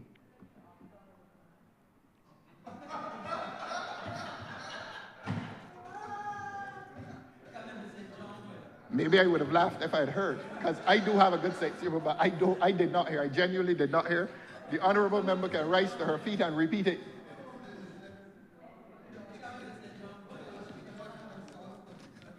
I'm going to shout the truth.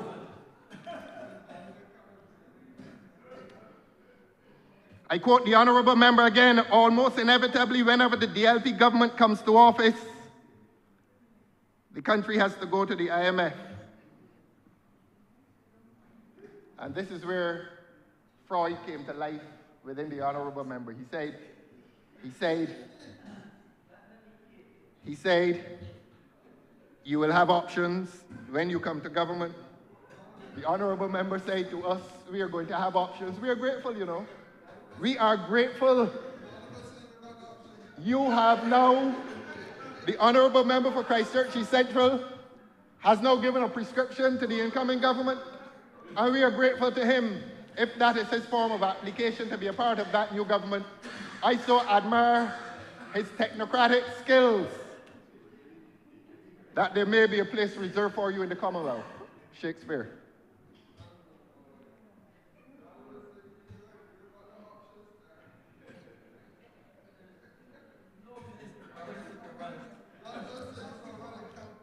We are giving Barbados options. He says, we are giving Barbados options. And then, as I said earlier, he said, we have a lot of investing to do in relation to education. Look, tell the people of Barbados what has happened to this government's investment in education for the last 7 years? What has been happening? What has been happening? Are the people of this country to believe that the government has had no access to public funds to build and or repair schools in this country? Have they built any though? They've gone quiet. They've gone quiet. Has this government built a new school in the last 7 years? Have those little, the honourable member says yes. Well, rise on a point of order, my friend.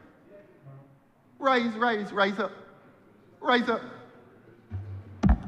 Mr. Speaker, on a point of order, the honourable member, if he ventures anywhere in Bay Street, will notice the new facility, Oceana, that has been built by this government, certainly within the last year, and is operational. So when he asks whether or not the government has built a new school, the answer is a resounding yes.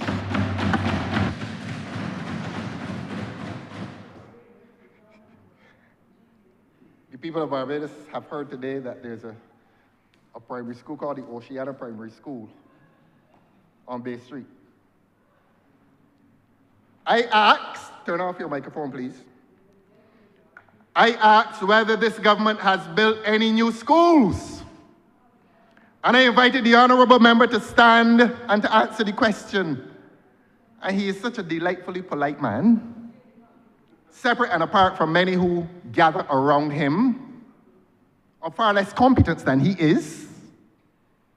And he's an honest man. And constrained to rise to his feet, he admits that not a new school has been built, but that some facility called the Oceana Facility for Children has been built. Well, I saw them building it, and I saw a lot of money being spent there.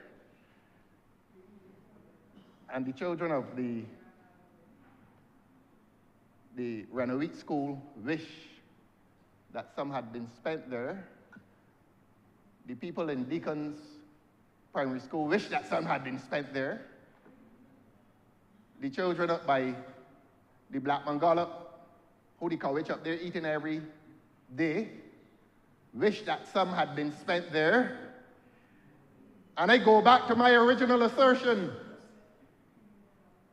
that this government in the last 7 years has done no substantial work to the educational plant in this country.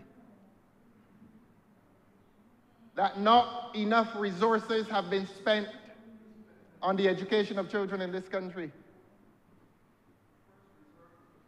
And the honourable member has admitted that no monies have been spent on the existing educational plant. And if the honourable member seeks to take credit on behalf of this government for Oceana, well, please tell the people what Oceana is all about on the next occasion that the honourable member has the opportunity. But over the last 7 years, nothing has been done for the educational plant in this country. I will not be distracted. They can grumble as much as they want. Failure is a terrible thing. 7 years of famine. 7 years of loans. Show the people of Barbados where those loans have gone. This is a government that must be ashamed. Show the people of Barbados where those loans have gone. And now, this government comes to the people of Barbados hoping to define our economic status by something called debt to GDP ratio. The amount of debt contrasted against gross domestic product. And you know, this has been a government of borrowing. And this has been a government telling the people of Barbados that they are improving the debt to GDP ratio. Is this government going to deny that it is the government that has borrowed the most over a 7-year period ever in the history of Barbados, even taking inflation into account? I'm going to be fair to them. taking inflation into account, this government has borrowed more money than any other government over a 7-year period of famine. Where have those monies gone, government? And I'm going to repeat this so that this discussion reaches the people in Barbados, from the highest to the lowest. Ask the average Barbadian if his financial lot has improved over the last 7 years. Ask him. Ask him about the cost of living. Ask her about the cost of living. Ask him and her about the price of housing, where several housing developments are promised to low-income people. How many of the ongoing or recently completed projects have been within the financial reach of working class people? Is this government not ashamed? Or will this government continue to beat its chest with statistics, fancy statistics which do not relate to the plight of the average man and the average woman and the child in Barbados?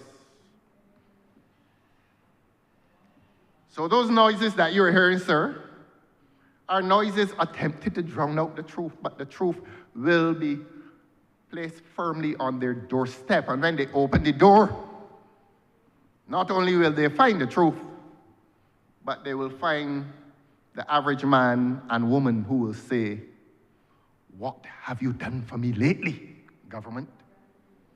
What have you done lately, government, apart from parade statistics and pretty speeches all through this parliament and all across the public life of Barbados? While even businessmen are now, wealthy businessmen, mind you, are accusing this government of failure, are accusing this government of having presided over urban degeneration and urban decay in Barbados. And those same businessmen are accusing this government through its welfare services of having neglected poor people in this country. Somebody must speak for poor people. Somebody must speak for poor people. It is not fashionable to speak for poor people, often not fashionable. It is a most unglamorous discussion. But in terms of housing and cost of living and crime, it is the poor that is suffering in this country, sir. And it is the poor that is neglected unless they want to embrace them with a fete or a football match. I remember we were speaking about a loan. Yes, right? a loan, a And the loan. bank. Just And remember I'm that. talking about the... Just remember that. Yes, I'm obliged to you, sir. And I am saying the general theme is that the many loans and the many memberships of financial and lending agencies have not alleviated the state of poverty in Barbados. Although we are getting all these loans, we may be in the country. Although this government is committing the people of Barbados to all these loans, wither the poor. Wither the poor. At the hands of a government that claims that it cares, wither the poor. What is happening to them? Is there any voice in this government on behalf of the poor except that of the Honourable Member for Christchurch West? And I'm an honest man who stood up in here 4 or 5 years ago, and became the voice for an increase in the minimum pay. And I credited him for that. I don't come in here to criticize everything. I don't come in here to castigate everyone. But I credited the Honourable Member for Christchurch West for having championed the cause of an increase in the minimum wage, while the Honourable Member for St. Peter was silent. I don't know if they're both present today. When they interrupted me, I see them all as one gang of one, and I say that in a nice way, one group. Why did I say gang? I'm sorry. I see them all as one group of hecklers. So often I don't know which one is present. I don't know if the Honourable Member for St. Peter is present today, but he failed this country. Honourable member is speaking on a loan. Yes. Let us come back to the loan. You These are- should never vary from it, sir. These are tangents of the loan. Yes, sir. They're separate and distinct. They're not tangential at all. They don't touch and concern. They must touch and concern. Yes, and you know I always abide by your rulings.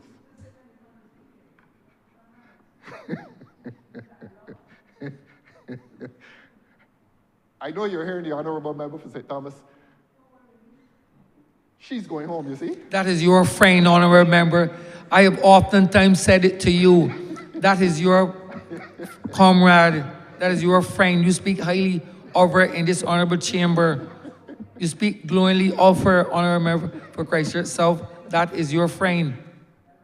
Sir, if you continue along that trajectory, she's going to think that you're jealous. So I am correct then. But her swan song, the honourable member's swan song, is being sung from the back bench. I commiserated when she was dismissed from the ministry. If you say she's my friend, I really was sad when she was dismissed. There's so many dismissals in here that make me sad. Yeah. Honourable, stick to the relevant. Yeah. So many dismissals that make me sad. And there's some pending, you know. I predicted it here last year that the honourable member for St. George was going to be dismissed. Honourable members, please Yes. speak to the bill before this honourable chamber. Another one coming though, sir.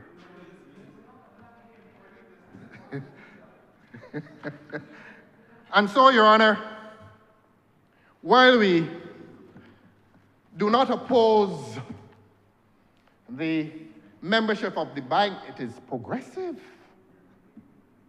Let the honourable member for Christchurch East Central hear me say that the elevated membership within the Latin American Bank is a progressive move. And it is because we speak the truth and we speak objective truths that we will applaud his advice to the government that it should improve the membership of the Latin American Bank. We do say that. But what we want the government to do, apart from the noble intent of the honourable member for Christchurch East Central, we want the government to embrace the interests of the average man, and that has been the theme. It isn't that we have been digressing, Your Honour. The theme has been that these loans must redound to the benefit of Barbadians, and that government's financial policy should embrace the interests of the average Barbadian. And financial policy is related to loans, because much of this country's wealth has been derived from loans. That's the point, sir. And when the government comes and boasts as to a healthy foreign exchange position, that is not a statement as to anything that the government has achieved. All the government has achieved is a successful borrowing campaign.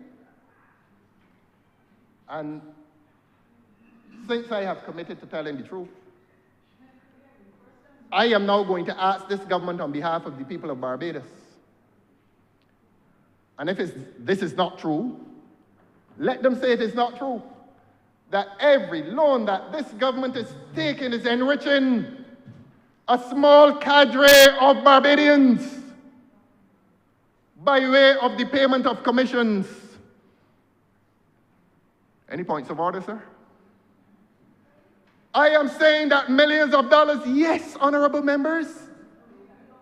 I am saying I am supposed to remain silent on this, that while there are people in Barbados who can't have access to a proper meal, there is a small cadre of Barbadians benefiting from the payment of professional fees whenever this government takes a loan. And when they went on the road, what did they call it? The road tour, and borrowed $500 million US. I now have the evidence, or do I? Is there more? That a small cadre of persons, I was saying Barbadians, a small cadre of persons benefited from the payment of professional fees. And Barbadians need to know this.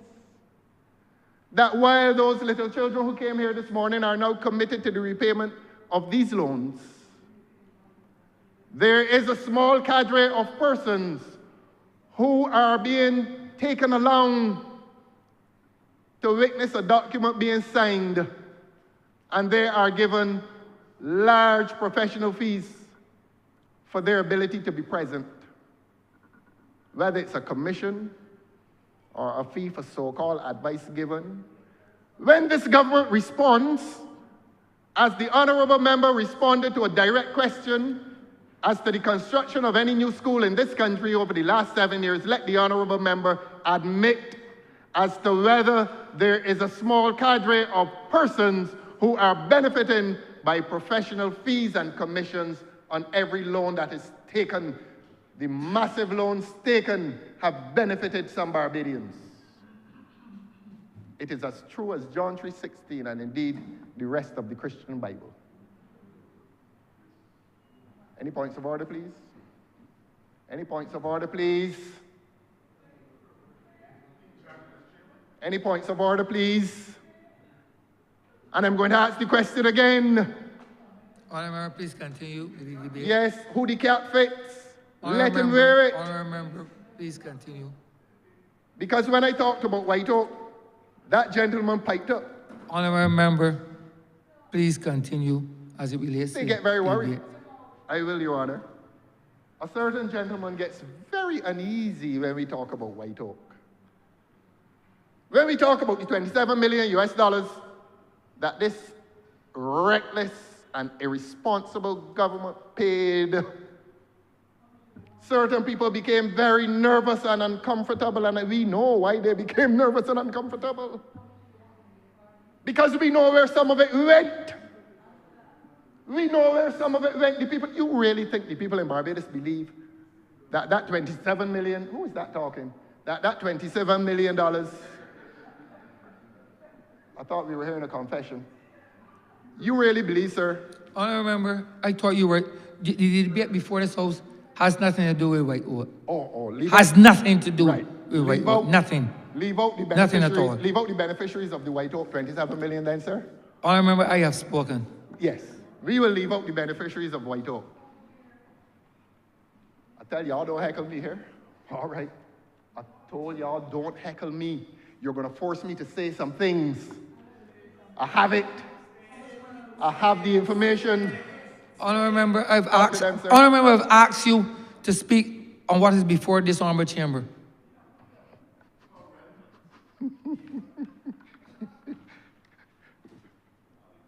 As we say in Barbados, they're frightened. They are afraid.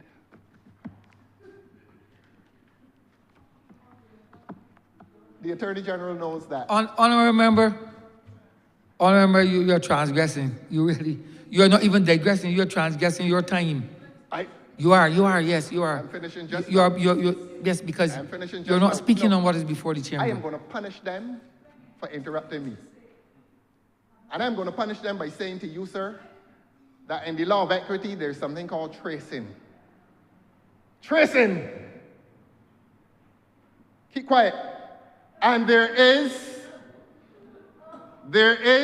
a principle in equity called tracing. Honourable member, we are speaking as it relates to CAF. The loan. Honourable, the loan. this has nothing to do with Yes. equity. Yes. Honourable member, this has nothing to do with equity and tracing.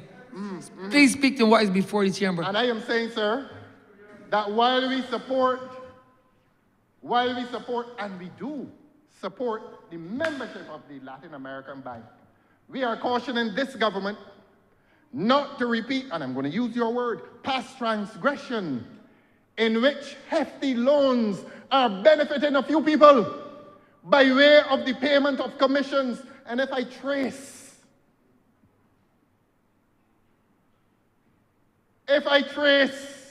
where those funds have gone, as with the European Investment Bank, they have not gone to St. Lucie. As with the other one, I'm not going to repeat it again, sir. Nobody knows where the 27 million has gone. The people don't know. But what has them afraid, sir? Honourable member, you're speaking to I'm addressing you, sir. to I'm your not member. hearing a word he said. Honourable member, are you speaking to the member for I'm not St. hearing James a Central? word. Call his title, sir. Are you speaking to him? You No, can't be speaking to I'm him. speaking to you, sir. So please. I'm speaking to you, sir. And the people of Barbados will learn that these loans and these relationships are enriching a few unjustly. Who the cap fits? Let him wear it. Who is wearing the expensive cap? Let it adorn his head, or her head, as the case may be. As the case may be, and that is the caution that this opposition must issue in relation to these large loans. Don't heckle me. Don't do it. Because I will respond with certain truths that will uproot this reckless government.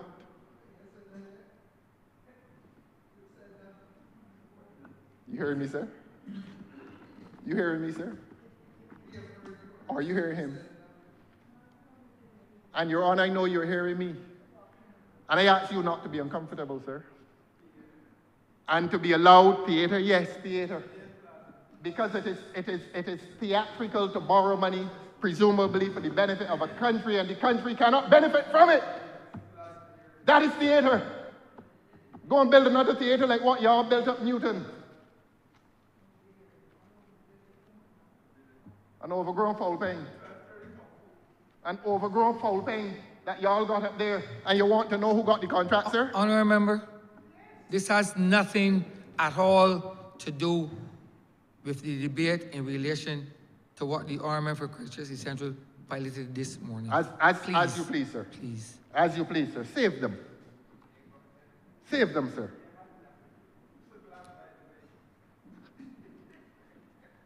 And so, permit me to close, sir. Permit me, I want your permission now and your protection. For me to close by saying that today's amendment is to build on a platform which was well established in 2014, 2015, and that it is a noble effort to upgrade the membership from C to A. That is noble. That is commendable. Except that we must issue the caution to the government to manage its loans responsibly and to ensure that this government honors the obligation, its obligation, not only to the lender, but to the people of Barbados, that the loans should go where they agreed to carry them. And the people of this country cannot be satisfied that those loans have reached their destination. And we have pointed out only 2 or 3 circumstances in which this government has breached its obligation to the lender and also breached its obligation to the people of Barbados. And it is upon that basis that this government receives the condemnation that it receives today.